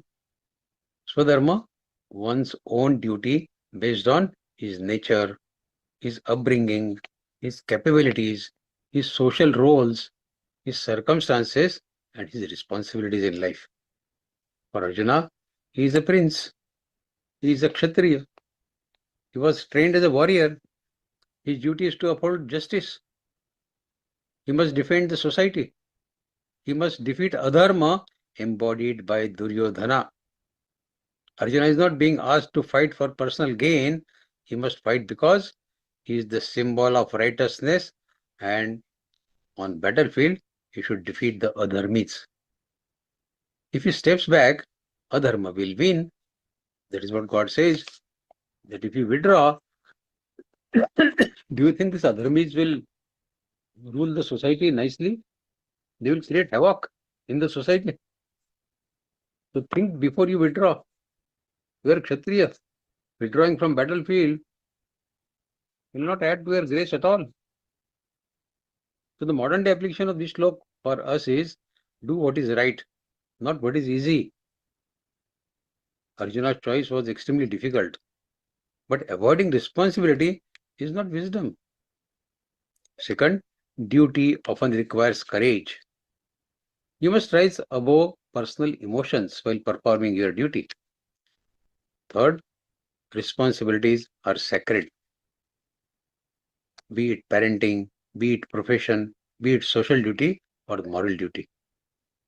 Fourth, do not run away from uncomfortable situations. Growth happens when you face challenges. This is true for professional career also, isn't it? Fifth, anchor yourself in principles. Have some principles in life. Your dharma protects you when confusion arises. And sixth, the righteous action is always beneficial. Next shloka, 32nd. Yadrichaya chopapannam swargadvarma pavrutam sukhana kshatriya partha labande yuddhamidrusham. God says, Arjuna, such a battle has come to you on its own. Yadrichaya, आपने desire किया था क्या, इच्छा किया था क्या? Without your wishing, it has come your way. Opening the gates of heaven. Swargadvara pavrutam. Happy are those Kshatriyas, O Partha, for whom such righteous war presents itself. So, Yadruchaya Chopapannam, arisen on its own without your seeking for it. Meaning, Arjuna did not start the war. Duryodhana's injustice forced Pandavas to start the war. They did not want to start. This war is not Arjuna's annihilation or his ambition. It is not Arjuna's ambition to fight the war. Not his desire, not his greed, and not his ego. It is something destiny brought to him without his seeking for it. Thus, Arjuna cannot be blamed for the war. Swargadvarama apavrutam. It is like gateway of heaven thrown wide open for you, Arjuna. This does not only mean literal heaven, it also means honor, glory, moral righteousness, spiritual merit, and fulfillment of duty, inner elevation. A righteous act done in alignment with dharma opens the spiritual progress. That is what Sri Krishna is calling as heaven. Sukriya Kshatriya Partha. Blessed are the warriors, Partha. Krishna says heroes are fortunate if such an opportunity arises because they get a chance to prove their righteousness. They get to protect their society. They rise to their highest dharma. Only rare warriors receive such an opportunity in life. Lavante yuddhamidrusham. Who obtains a battle like this? A moral, righteous, necessary war is extremely rare. Most wars are fought for ego, for greed, for conquest, or for politics.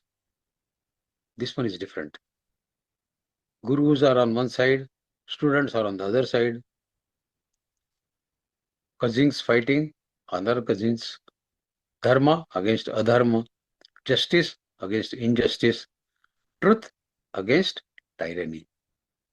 This war is unique in the world history. Now, why Krishna is calling heaven opening for you, Swargadvaram Pavradam?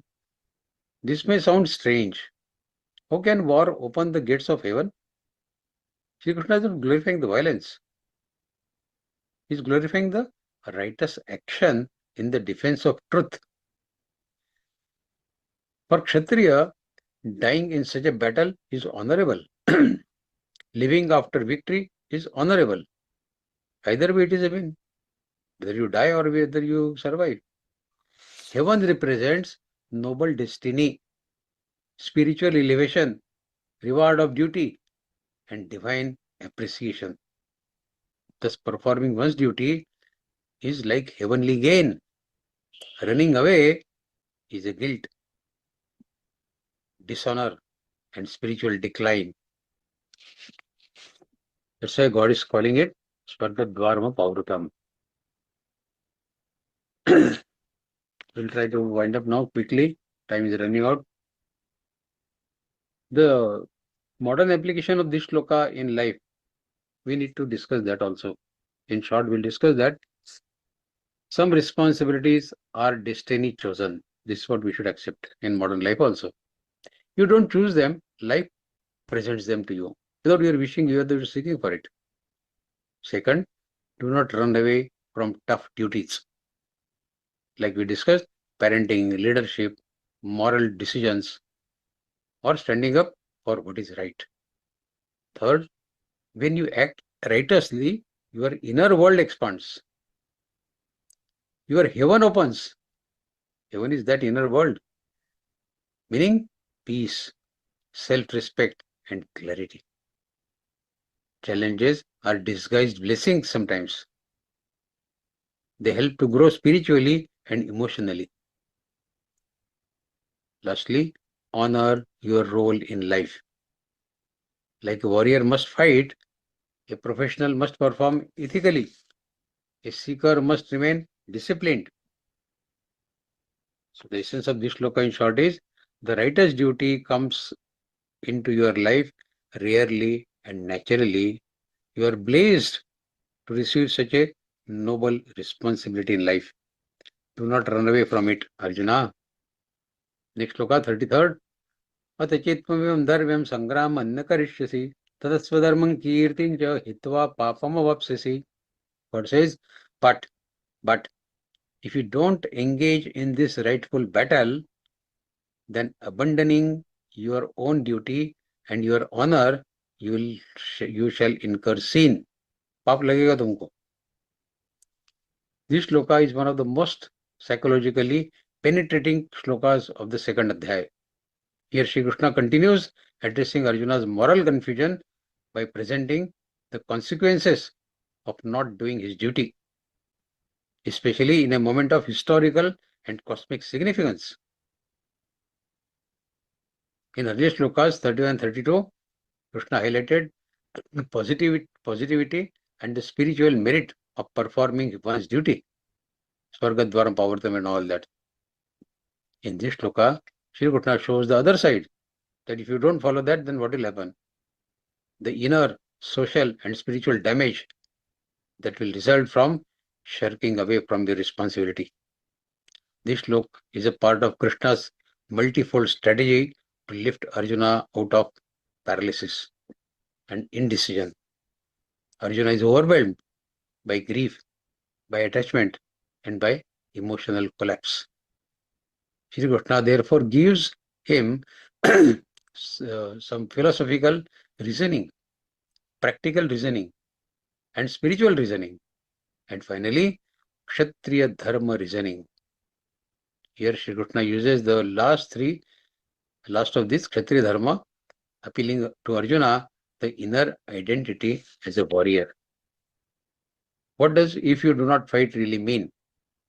Shri Krishna is not talking about just like any war, nor is he demanding violence for its own sake. This battle is a dharma yuddha, a defense of justice, a protection of society over adharma from adharma, a cosmic turning point where balance of righteousness is at stake. If you abandon action in a moment when action is morally required, then you will fall. You will fall in your own eyes. What is dharmyam sangramam, the righteous battle? Arjuna is fighting for personal gain. He is not fighting. The Kauravas violated dharma repeatedly. All peaceful negotiations failed. When Shri Krishna Bhagavan wanted to negotiate, they did not allow that also. They attempted dishonoring Draupadi, Vastraharan. They usurped the kingdom unlawfully. They refused even 5 villages to Pandavas. They tried to kill Pandavas many times, multiple times. This war is not a personal conflict. It is the last resort to re-establish righteousness. Shri Krishna emphasizes, if Arjuna avoids this battle, he is not choosing peace, he is indirectly supporting injustice. चुप बैठने वाले भी उतना ही responsible होते हैं when anything wrong happens in the society. Further, we'll take one more shloka and probably we'll close this session for the day. We'll take one more shloka, that is shloka number 34. Kakirtinja vibhutani kathayishanti devyam sambhavtasya kirtir maranadadirichyate. God says, people will speak of your everlasting dishonor. And for one who has been honored, dishonor is worse than death. Now in this shloka, Shri Krishna continues his powerful psychological awakening of Arjuna. Previously in shloka 31 and up to 33, Shri Krishna had appealed to Arjuna's sense of duty as a Kshatriya, as a Kshatriya Dharma, as a responsibility as a warrior. Here Shri Krishna addresses another dimension, the human relationship with honor, reputation, dignity, and legacy. This shloka is not merely about external honor in society, but it is about inner dignity, self-respect, the value of a life lived with integrity, and the consequences of acting against one's own nature. Shri Krishna knows that Arjuna is a deeply respected warrior whose life has been a testament to courage and honor. So Shri Krishna naturally uses honor as a motivating force to pull him out of emotional collapse. This is your kirti will lost. All that you have earned so far in life, through your heroism, everything will go to dust. Now, why does Shri Krishna Bhagavan appeal for honor, to honor? Some people misunderstand this shloka thinking it is about ego. No, it is not about ego. Shri Krishna uses honor as a motivational tool because Arjuna is a warrior. Warrior value honor. Honor is the anchor for their moral strength. Without honor, a warrior's motivation collapses. We give Param Chakra, Veer Chakra and all the chakra to warriors in the war, no? In Mahabharata, warrior often say, a Kshatriya dies only once but a coward dies every day. The Shri Krishna uses the language Arjuna understands as a warrior. The symbolic interpretation of this shloka is Arjuna's battlefield represents our inner battlefield.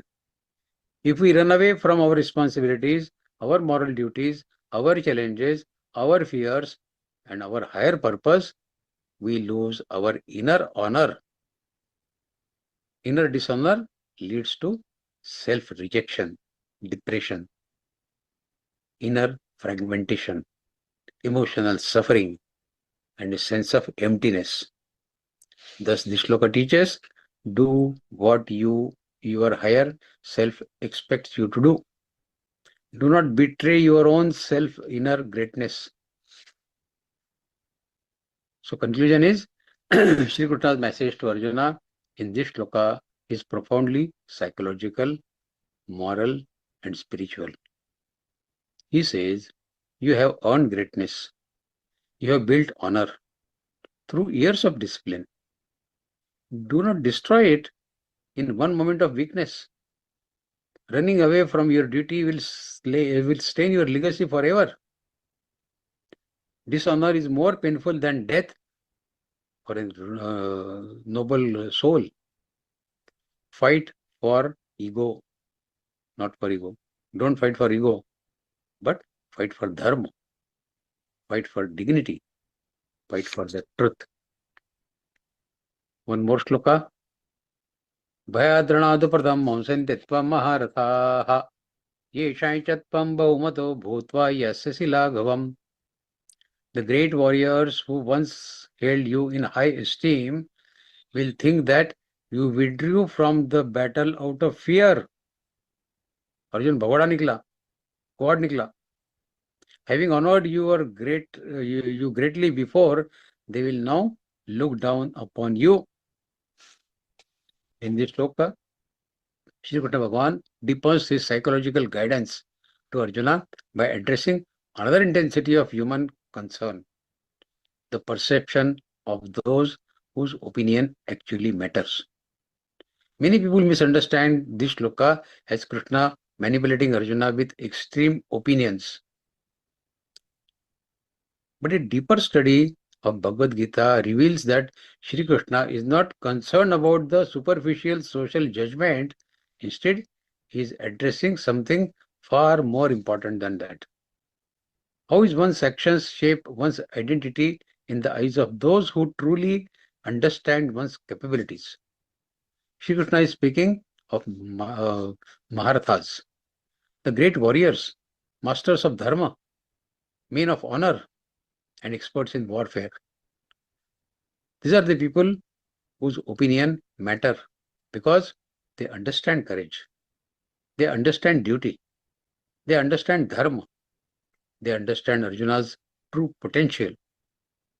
They know what is at stake in this war. The Shri Krishna appeals not to ego, but to Arjuna's honor in the eyes of wise and capable men. And who are these Maharathis mentioned in this shloka? Maharathi means mighty warriors, master of archery, seasoned generals, men who could fight 10,000 warriors at once. They are Maharathi. Experts in strategy, experts in courage and in dharma. Examples are Pitama Bhishma, Dronacharya, Karna, Kripacharya, Shailya, and Jayadratha.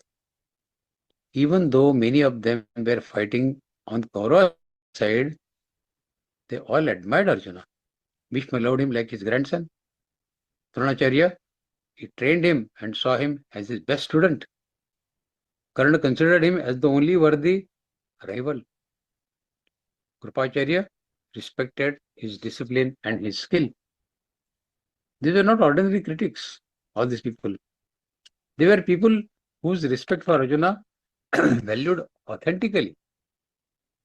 Shri Krishna tells Arjuna now, these very warriors who genuinely understand, you will think you ran away out of fear from the battlefield. This is not about public gossip. This is about losing respect in the eyes of greatest minds.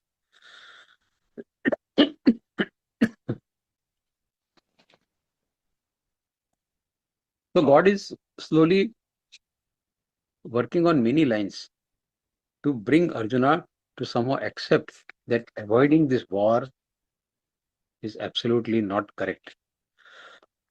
Whether you take it from any angle, as a Kshatriya, or you consider it from the soul, Atma point of view, or any point of view, the conclusion of this shloka is the greatest warriors admire you. They know your real capability. If you retreat now, they will believe you were scared. You were scared of war, you were scared of death. That's why you ran away. You are a coward. You are misunderstanding that Arjuna is a great warrior, but he came out to be a coward only. You will lose all the respect of these noble minds. You will shrink in status. You will betray your own greatness. This shloka teaches us, rise to our responsibilities, act despite fear, honor our inner potential, and remain true to our own greatness. I think we'll stop here. Now the forum is open for you to raise your questions. Thank you so much for your patience. Jai Shri Krishna. How beautifully Bhagwan Shri Krishna reminds us that the self is subtle, formless, and indestructible, and that true strength arises when we perform our duty with courage and freedom from attachment. With deep gratitude, I thank our respected Vivechak Vikasji Bhaiya for illuminating this truth, and let us, as sincere sadhaks, carry this teaching forward by practicing steadiness, self-reflection, and mindfulness in our lives. It gives me immense joy to let you know that Geeta Pariwar's Maitri Milan Utsav will be held at Ranchi, Jharkhand on Sunday, the 7th of December. Sadhaks are encouraged to join the Utsav to meet and seek guidance from senior members of the Pariwar and also meet like-minded fellow sadhaks.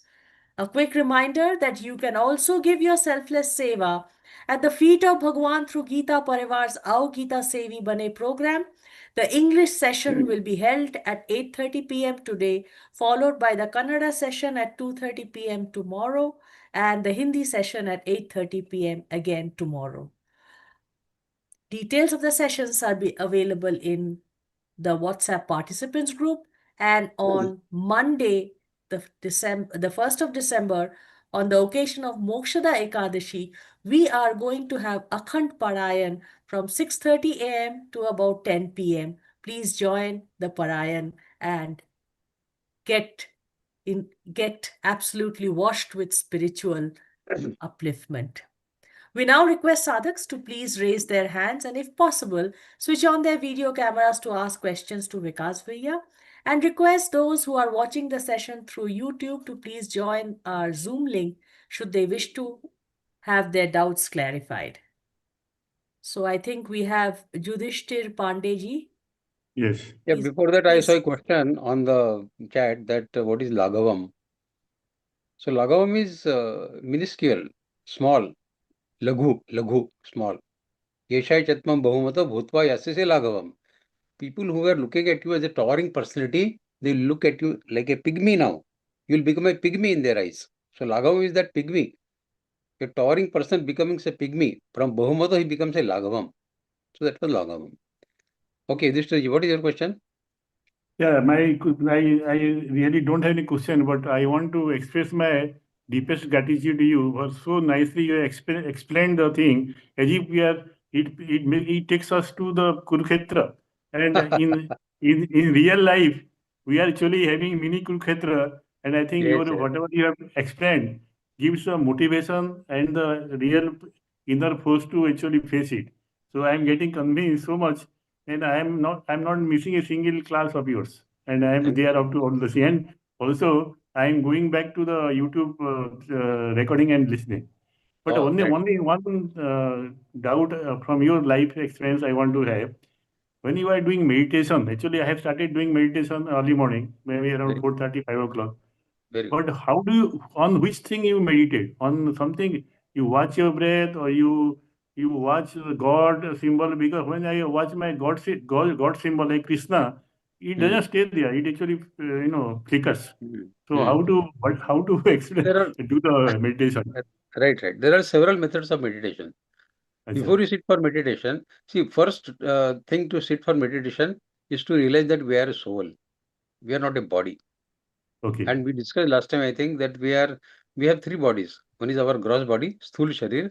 Another is our sukshma sharir, subtle body, Okay. and third is our karan sharir, causal body.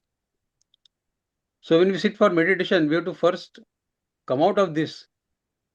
When you sit Body for feeling. meditation, body feeling. And how to come out of it is this. That when you Okay. sit for meditation, then you start focusing on your body parts. Your legs are Okay. touching the ground. Your Okay. hands are folded, or your hands are in the Jnana Mudra. Okay. Your eyes are closed. Your ears Okay. are listening, hearing something. Your nose, you are breathing.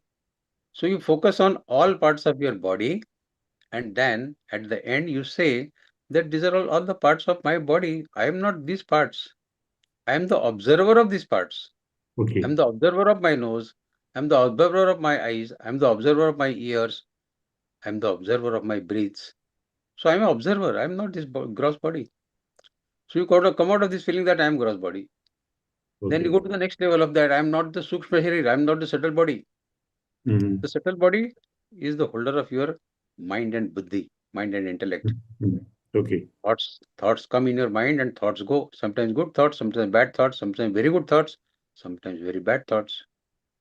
But thoughts keep coming. आगम पाई no आते जाते रहते हैं. Okay. Okay. So then this sukshma sharir is what is holding your mind and thoughts. You can convince yourself that these thoughts are coming and going. I'm not this coming and going Okay. thoughts. I'm not the holder of these thoughts. I'm not the mind also. Okay. So I'm not Okay. sukshma sharir. Then third is your causal body, the karan sharir. The karan sharir is the holder of your past samskars of this life as well as all previous lives. And Mm-hmm. these samskars determine what karma is done by your sukshma sharir and your gross body. Okay. So this samskar is the holder of your past records.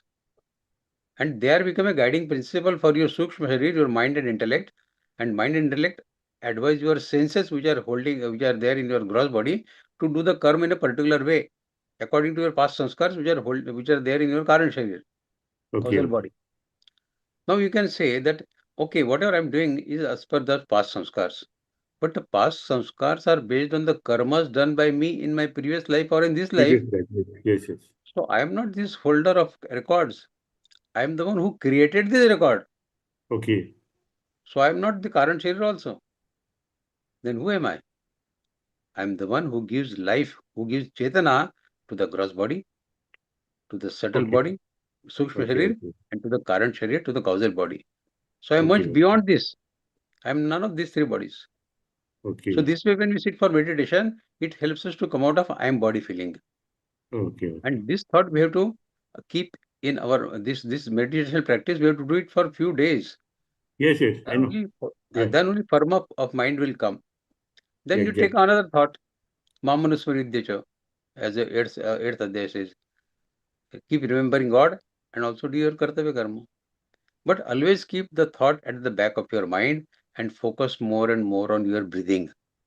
Okay. Every breath you take, the breathe that goes out, inhaling and exhaling, focus on that. That helps us to concentrate, focus our mind. Okay. Okay. Okay. So that is way we can do focusing of our Yes. mind. Yes. Yes. Thank you. Thank you so much, Vikas ji. Actually, I'll be definitely gives a guidance to change our life to a better future. Thank you very much. So much. Thank you. Thank you, Yudhishthira. Thank you, Yudhishthira. Ramuduji. Jai Sri Krishna. Jai Sri Krishna, sir. Hello. Jai Shri Krishna. Jai Shri Krishna. Sir, question here Yeah. about that in the total entire this material body, in this material world, after burning, the soul, Atma, where it will go? About the Atma, where it is located in the body. Okay. This in the material, this body, after death, they are burning. Somebody, Brahmins, they are burning. Somebody, they are going to throw on the earth itself. They are digging and they are throwing. Somebody, they are throwing in the canal also. So like this, when the soul, what is that soul? Nainam chintanti shastani. It is not burning. It is not wetting. It is not going. So that where it will go after this this material body after death. Yeah. And where it is located, that Atma. It is in the Brukuti, or it is in the heart, or center of the point. Where it is that Atma. We are not going to, I think, physically, please explain, sir. One more small question is there, I will ask. Okay. See where it is located. If you take MRI, you do CT scan, you do whole body scan, you do X-ray, you do gamma rays. Can you locate the Atma, the soul? No modern science can help you to locate where this Atma is, because it is subtle. It cannot be detected through any physical means. It is beyond any physical means. That's why we read the slok today. Ashcharyavat pashyati kashchidanam ashcharyavadati chanya ashcharyavichayam manya shrunoti shrutva penam vedana chaiva kashchit. Nobody is able to know it, what exactly Atma is. We can keep on discussing it for many sessions, but we will never know what really Atma is. So this is this. We are going to imagine. So we are going to imagine. Yeah, we have to imagine, and this is the moment of our meditation, as we were discussing a little while ago. That I am that Atma which is controlling, which is lightning, which is giving Chaitanya Pran to my body, gross body, subtle body, and causal body. And when we burn the body, or when you bury the body, when the Atma has already left the body, if somebody is holding the Atma in his body, do we burn him? No, we don't do it, no. So Atma has already left the body. Atma has already left the body. When Atma has already left the body. When we have leftover inhaling, exhaling, there is no swasa. Swas jab nahi chalta, wo chale jata. Exactly. So the gross body is still there. The hands are still there. The nose is still there. The ears are still there. The eyes are still intact. But eyes cannot see. Nose cannot breathe. Ears cannot hear. Legs cannot walk. Hands cannot raise. Then we call, oh, this thing is gone. Body is gross body is dead. When the Atma leaves the gross body dies, and that is what we call as death, which is a misnomer. Because as we learned in today's many shlokas, that death of gross body is not the death. It is the beginning of a new journey. Gross body is gone, but the Sukshma Sharir will occupy another body. The Atma will occupy another body. Causal body will feed the record of our previous karmas and will guide that new body and new Sukshma Sharir to work according to the past sanskars of past lives. So this cycle continues till we become one with the God. When we attain the God, then only this cycle stops. And God's expectation from all of us is, sooner or later, please come to me and stop going back to the cycle of birth and death. Otherwise, we'll keep doing the same. Sukshma Sharir, gross body, causal body, again going. So that will continue. Sukshma Sharir, we are very particle Sharir, we are having the Sthula Sharir. We are having Sthul Sharir, Sukshma Sharir, causal body. We have all three. We give more importance to our Sthul Sharir, which is wrong. Because our Sthul Sharir is still there after death, no? But can it do anything? We unnecessarily fall in love with our Sthul Sharir, which is meaningless after death. When the Jiva leaves, when the Atma leaves the body, Sthul Sharir, though it exists, people are hurrying up to burn it. They don't want to keep the dead body in home. Same body that they were living a little while ago, they don't want to see that body again in their house. They want to take it to crematorium as early as possible. Why? Because the Sukshma Sharir has left the body. The Sukshma Sharir was responsible for all the senses to work, the gross body to move. When Sukshma Sharir leaves, the gross body has no meaning at all. So in reality, we should love our Sukshma Sharir more and to purify our Sukshma Sharir. We keep purifying our gross body by taking shower, shampoo, and whatnot, applying steroids, lotions, powder, and all that. That is all external. That is all external. We have to beautify our Sukshma Sharir. And how to beautify Sukshma Sharir? By mantra chanting, by reading Bhagavad Gita, by doing some inner meditation. That is the way to beautify our Sukshma Sharir, which we normally ignore. And we keep running only after our gross body. Yeah. Sir, this one, sir, thank you, sir. Another one small this thing. In Kurukshetra battlefield, in the battlefield, Lord Krishna, this 700 slokas, while telling to Arjuna, but is there any authentication, how much time it has taken, and Kauravas also standing another side. So how long they have taken the duration? The 700 slokas Lord Krishna explained to Arjuna, other people also listening are what it is under suspicion, this thing. Yeah. The question is right. But Lord Krishna did not say the 700 sloka on battle of Kurukshetra. He did not say the 700 slokas. He told the entire meaning of these 700 slokas in short, in some 36 minutes or so. It is Bhagwan, Maharishi Vedavyas, who further created chapters of it on the subject-based issues. And he created what is Sankhya Yoga, what is Bhakti Yoga, what is Karma Yoga. So he created the chapters based on the message given by Shri Krishna in a very short duration of time. Shri Krishna did not speak on explaining the Gita as we read today. Arjuna Vacha, Maya Saktavan Aparda Yuga. Sanjay Uvacha, Dhritarashtra Uvacha, Sanjay Uvacha, everything. He did say that. He did say none of he didn't say enough of this. He only said about the meaning of Avyakto Yama Chinto Yama Karyo Michate Tasmadimit Nanu Shoitamarasi. He said he gave the crux of all these slokas. It is Maharishi Vedavyas who put it in the document. Documentation has put, but documentation that is done by Maharishi Vedavyas in 700 slokas. Explaining with the sloka and meaning by Krishna or Lord Krishna itself. Exactly. Here when Duryodhana already he's a cruel fellow. While telling for 30 minutes time why they are going to take another action for that in the battlefield. That they are going to simply silence for 40 minutes. See, fortunately, till that war happened, there was some ethics.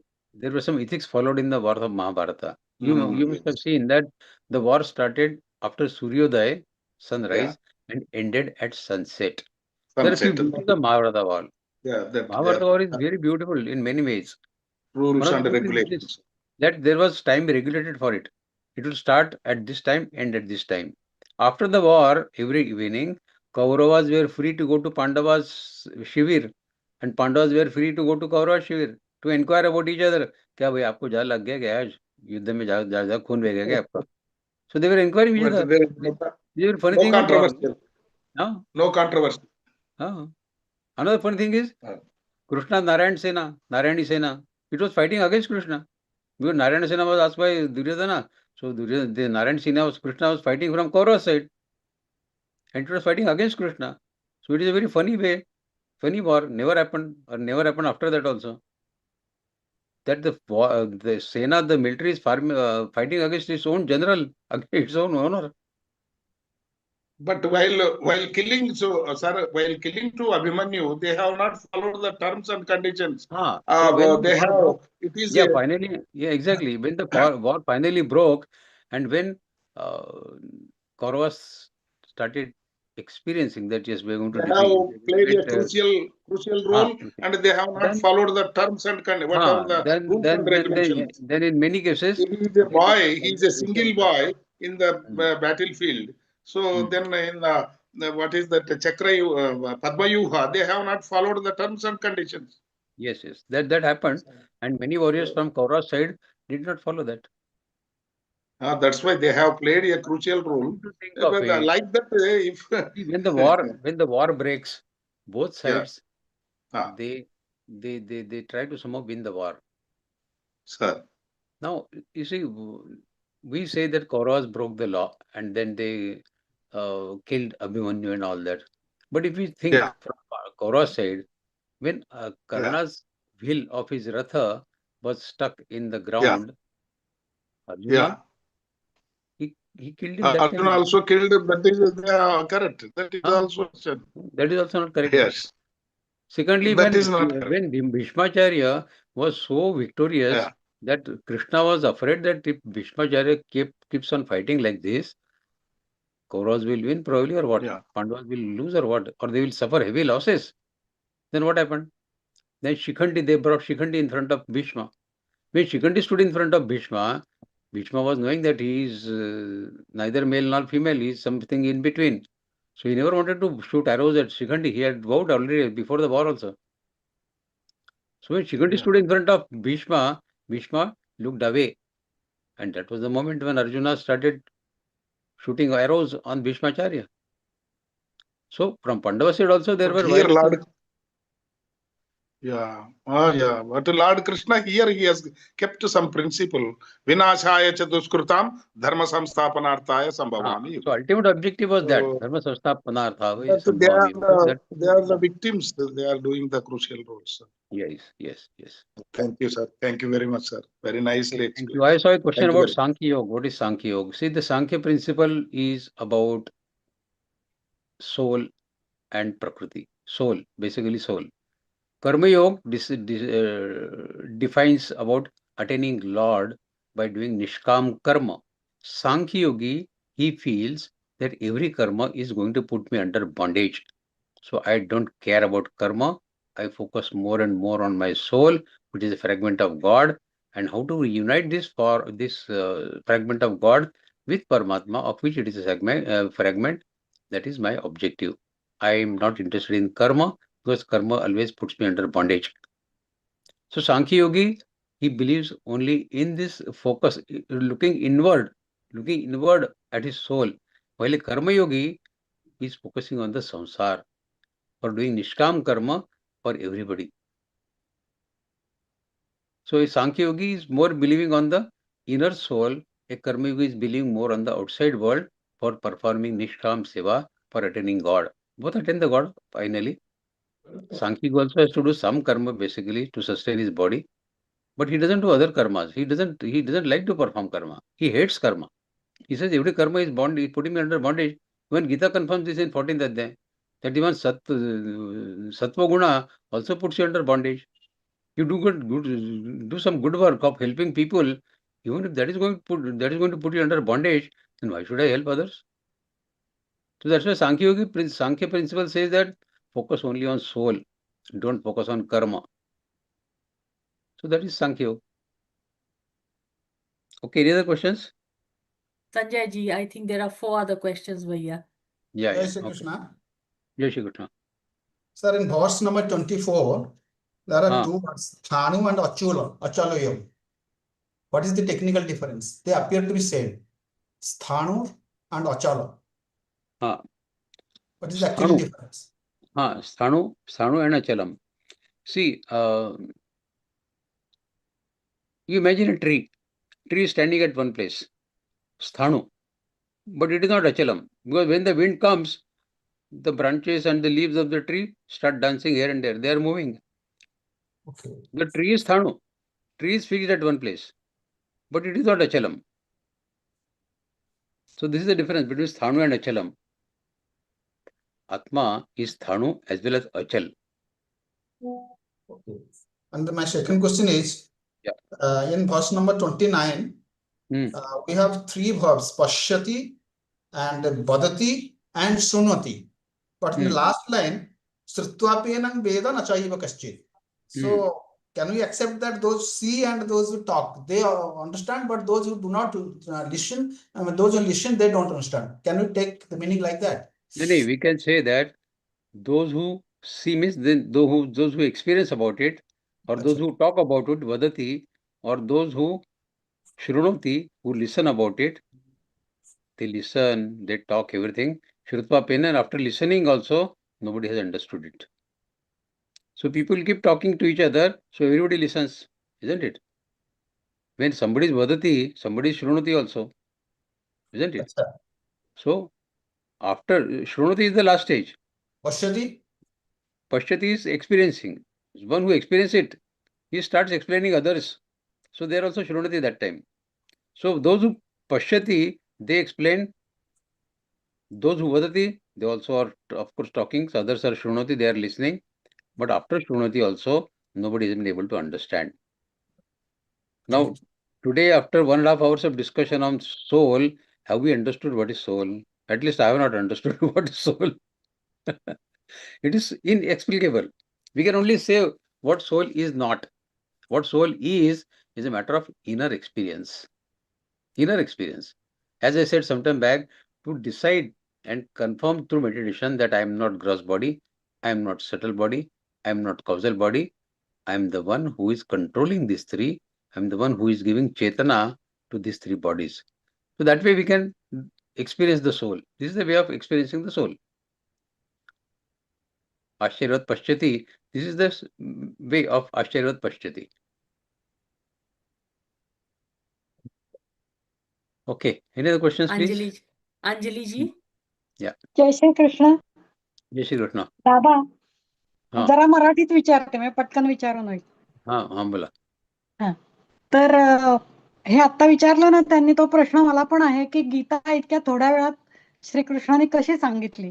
तर जसं computer क्षणात 50 पानी document copy paste करतो आणि जशी श्रीकृष्णाने दिव्य दृष्टी दिली 11व्या अध्यायात आपण बघितलं, तर तसं काही कानाचं आणि बोलण्याचं असं त्यांचं काही माध्यम होतं का? नाही, 11व्या अध्यायाच्या आधी म्हणजे हे मान्य आहे की हा फॉर्म नव्हता गीतेचा त्यावेळेला, श्रीकृष्णाने त्याचा क्रक्स सांगितला असेल, तरी सुद्धा एवढं सगळं समजावून सांगायला जसं कॉम्प्युटर क्षणात करतो किंवा दिव्य दृष्टीमुळे ते त्याला विश्वरूप दिसलं, तसं काही त्याला दिव्य कान किंवा म्हणजे असं काही झालं का त्यावेळेला? नाही, तसं काही नव्हतं. आणि दिव्यदृष्टी जी दिली होती ती 11व्या अध्यायाचे 5-6 श्लोक सांगितल्यावरती, जेव्हा कृष्णांनी सांगितलं पश्य पश्य पश्य 3-4 वेळा सांगितलं आणि अर्जुनाच्या चेहऱ्यावरचे एक्सप्रेशन काही बदले ना, तेव्हा त्यांना रिअलाइज झालं की याला काही कळतच नाही, मी दाखवतोय माझं विश्वरूप पण याला पाहताच येत नाहीये. म्हणून तेव्हा त्यांनी ती दिव्यदृष्टी दिली. त्याच्या आधी दिव्यदृष्टी दिलेली नव्हती ना. तर हे जे आधीचे श्लोक आहेत, सगळे आधीचे जे अध्याय आहेत, 10वा म्हणा, 9वा म्हणा, 7वा, 8वा, पहिला, दुसरा, त्याच्यामध्ये दिव्यदृष्टी नव्हती अर्जुनाकडे. He was a ordinary person like us with lot of questions in his mind. त्याच्या मनात बरेच प्रश्न होते, ते त्यांनी विचारले होते त्यावेळेस. त्यामुळे त्यावेळेस तर काही दिव्यदृष्टी नव्हती, पण अर्जुन हा स्वतः एक कर्मयोगी होता. तसं कानाचं काही म्हणजे ऐकण्याचं आणि बोलण्याचं त्यांच्यात काही माध्यम होतं का कॉम्प्युटर सारखं, की जे त्याला अगदी थोडक्या वेळात नाही, हे अर्जुनाला तर ते काय असतं की समजावून सांगितलं? जेव्हा तुमचा गुरु बोलतो, तुमचे गुरु बोलतात तुमच्याशी, तेव्हा तुम्ही किती अटेंटिव्हली ऐकताय त्याच्यावरती ते अवलंबून असतं की तुम्हाला किती पटकन झेपतंय, किती पटकन कळतंय ते. आता वर्गामध्ये 60 मुलं बसली असतात, शिक्षक सगळ्यांना शिकवतात, 2-4 मुलांना 100% समजतं काय सर बोलले आज वर्गामध्ये. अर्जुन तशी भक्ती होती. अर्जुनाची भक्ती तशी श्रेष्ठ दर्जाची होती, त्यामुळे कृष्णांचा बोललेला प्रत्येक शब्द त्याला आत्मसात करता येत होता. म्हणून त्याला ते पटापट कळत होतं. म्हणून अर्जुनाला गीता सांगितली परमात्म्यांनी, कोणाला दुसऱ्याला सांगितली नाही गीता. अर्जुनाला गीता सांगितली. कारण त्याच्यामध्ये ॲब्सॉर्बिंग पॉवर होती तेवढी. त्याच्यामध्ये तशी ती एक विचारशक्ती होती. ओके. तर हे ज्ञान घ्यायला आपल्याला सुद्धा क्वालिफाय करायला लागतं ते ज्ञान प्राप्त करण्याकरता. Arjuna was fulfilling all those requirements. Okay. म्हणून ते ज्ञान त्याला दिलं. ओके. धन्यवाद. जय श्री कृष्ण दादा. धन्यवाद. जय जय. I think we have the last question from Kamaldeep ji. जय श्री कृष्ण भैया, विकास भैया जी. जय श्री कृष्ण कमल जी. I don't have a question. I just have a confusion. Like we are given to understand and read also in some many of the books that total lifespan, that is avdi, कलयुग का अवधि 4,32,000 years है. द्वापर का इससे double है, त्रेता का उससे double है और सतयुग का उससे डबल है. Right. It comes to about 35 lakhs around something crore. Around 4.5 billion But years. in the history, when we are hearing Kathavachaks also, or here also on this platform also we have heard that Mahabharata happened about 5 years ago. 5,000 years, 5,500 years. And Treta युग में रामचंद्र जी त्रेता युग में आए और उनका रावण से युद्ध हुआ, that was about 7.5 years back, 7,500 years back or 8,000 years back. How come it is that 7,500 and 5,000 years that Treta Yug to Kal Yug to start a Dwapar Yug? That was Dwapar Yug. Dwapar Yug. Dwapar Yug. Mahabharata, it happened in Dwapar Yug. Now see these definitions of Yuga, they are not stone walls that you are creating. This Yug समाप्त हो गया, अभी ये युग चालू हो गया. There are the circumstances based on which yugas are defined. The qualities of yugas define whether you call it Dwapar Yuga or Satya Yuga or what you Kali Yuga. Now today's Kali Yuga, yes, the principles that were followed in Satya Yuga or Dwapar Yuga are not followed today. So no, while the time duration, what you say is right, we learned that in 8th Adhyaya of Gita also, as to what is the day of Brahmadeva and what is the Chatur Yuga, what is one Yuga. those dates are not known. We don't know. Your question is right, because this confusion is still there. That if the Mahabharata took place in 5,500 years back and we call it Dwapar Yuga, then did the Ramayana also take place in that when it happened 7,000-8,000 years back? So this calendar confusion is still there, and your question is very genuine about it. The Yuga has not changed, because if Kali Yuga is 4,32,000 years, definitely this happened much less than that. It has not happened 4,32,000 years back. Very correct. So this happened in Kali Yuga only, that means, isn't it? Same way, Treta, what happened with the Ravan, between Ravan and Rama also in the Kali Yuga only. We should call it Kali Yuga only. But the books describe it as different. They say no, it happened in Dwapar Yuga. If Dwapar Yuga happened, that means did it happen more than 5 lakh years back or back? No, they say no, this did not happen. We say no, Mahabharata. Now we are celebrating Gita Jayanti on 1st of December, 513 something, 5,500 Gita Jayanti. 5,000. So that means we are confirming that Gita Jayanti, if Gita is 5,500 years now, that means Mahabharata war took place 5,500 years back. So your question is logical and very genuine, but I don't have any exact reply for this question, because this Yuga definition about the number of years in a particular Yuga, it confuses the whole issue. We cannot synchronize both the concepts. If one side is Dwapar Yuga, then why Kali Yuga is so long? That confusion remains. Okay, any other questions, please? No, I don't think there are any further questions, Bhaiya. Shall we go move I have to towards run for the Samapan? 18th Adhyaya Vivechan now, so I will take your leave. Thank you so much. Thank you, Bhaiya. Thank you again for your beautiful Vivechan. Thank you. Thank you. And on behalf of Geeta Pariwar, I take this opportunity to thank each and every one of you for attending this session today. And as you said, you found it very, very useful. We look forward to having you back next weekend for the 4th part of the Vivechan session on Sankhya Yoga. I express my deep gratitude to the technical and the back-end team for working behind the scene for their contribution in making the session a success. And now we offer our sincere gratitude to Bhagavan for all the blessings he has bestowed upon us. For that, I call upon Saraswati Aravind Badamikar ji from Hubballi, Karnataka. Having joined Geeta Pariwar in January 2024, Saraswati ji provides seva as a core trainer and a GC. Saraswati ji, request you to please lead us in a Jai Shri Krishna. योगेशं सच्चिदानन्दं वासुदेवं व्रजप्रियं धर्मसंस्थापकं वीरं कृष्णं वन्दे जगद्गुरुं कृष्णं वन्दे जगद्गुरुं जय Shri Krishna. Jai Shri Krishna Didi, thank you for that wonderful prayer.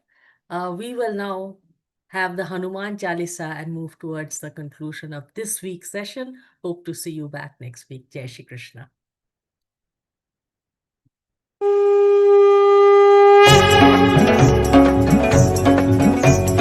Shri गुरु चरण सरोज रज निज मन मुकुर सुधारी बरनउ रघुबर बिमल जसु जो दायक फलचारी बुद्धिहीन तनु जानिके सुमिरौ पवन कुमार बल बुद्धि विद्या देहु मोहि हरहु कलेश विकार जय हनुमान ज्ञान गुण सागर जय कपीस तिहु लोक उजागर रामदूत अतुलित बल धामा अंजनी पुत्र पवन सुत नामा महावीर विक्रम बजरंगी कुमति निवार सुमति के संगी कंचन बरन विराज सुबेसा कानन कुंडल कुंचित केसा हाथ वज्र औ ध्वजा विराजय कांधे मूंज जनेऊ साजय शंकर सुवन केसरी नंदन तेज प्रताप महाजगबंदन विद्यावान गुणी अति चातुर राम काज करिबे को आतुर प्रभु चरित्र सुनिबे को रसिया राम लखन सीता मन बसिया सूक्ष्म रूप धरि सिंहि दिखावा विकट रूप धरि लंक जरावा भीम रूप धरि असुर सहारे रामचंद्र के काज सवारे लाय सजीवन लखन जियाए श्री रघुवीर हर्षि उर लाए रघुपति कीन्ही बहुत बड़ाई तुम मम प्रिय भरत ही सम भाई सहस बदन तुम रोज सगावै अस कहि श्रीपति कंठ लगावै सनकादिक ब्रह्मादि मुनीसा नारद सारद सहित अहिसा जम कुबेर दिगपाल जहाते कवि कोविद कहि सके कहाते तुम उपकार सुग्रीव ही कीन्हा राम मिलाय राजपद दीना तुम्हरो मंत्र विभीषण माना लंकेश्वर भय सब जग जाना जुग सहस्र योजन पर भानु लील्यो ताहि मधुर फल जानू प्रभु मुद्रिका मेलि मुख माहि जलधि लांघि गए अचरज नाही दुर्गम काज जगत के जेते सुगम अनुग्रह तुमरे तेते राम दुआरे तुम रखवारे होतन आज्ञा बिनु पैसारे सब सुख लहै तुम्हारी सरना तुम रक्षक काहू को डरना आपन तेज समारो आपै तीनों लोक हाकते कापै भूत पिशाच निकट नहीं आवै महावीर जब नाम सुनावै नासै रोग हरै सब पीरा जपत निरंतर हनुमत बीरा संकट ते हनुमान छुड़ावै मन क्रम वचन ध्यान जो लावै सब पर राम तपस्वी राजा जिनके काज सकल तुम साजा और मनोरथ जो कोई लावै सोई अमित जीवन फल पावै चारों जुग प्रताप तुम्हारा है प्रसिद्ध जगत उजियारा साधु संत के तुम रखवारे असुर निकंदन राम दुलारे अष्ट सिद्धि नो निधि के दाता असबर दीन जानकी माता राम रसायन तुम्हारे पासा सदा रहो रघुपति के दासा तुम्हारे भजन राम को पावै जन्म जन्म के दुख बिसरावै अंत काल रघुवर पुर जाई जहाँ जन्म हरि भक्त कहाई और देवता चित्तन धरई हनुमत से सर्व सुख करई संकट कटै मिटै सब पीरा जो सुमिरै हनुमत बल बीरा जय जय जय हनुमान गोसाई कृपा करहु गुरुदेव की नाई जो सत बार पाठ कर कोई छूटहि बंदी महासुख होई जो यह पढ़ हनुमान चालीसा होय सिद्धि साखी गौरी सा तुलसीदास सदा हरि चेरा की जय नाथ हृदय महडेरा पवन तनय संकट हरन मंगल मूर्ति रूप राम लखन सीता सहित हृदय बसहु सुर भूप सियावर रामचंद्र की जय पवन सुत हनुमान की जय।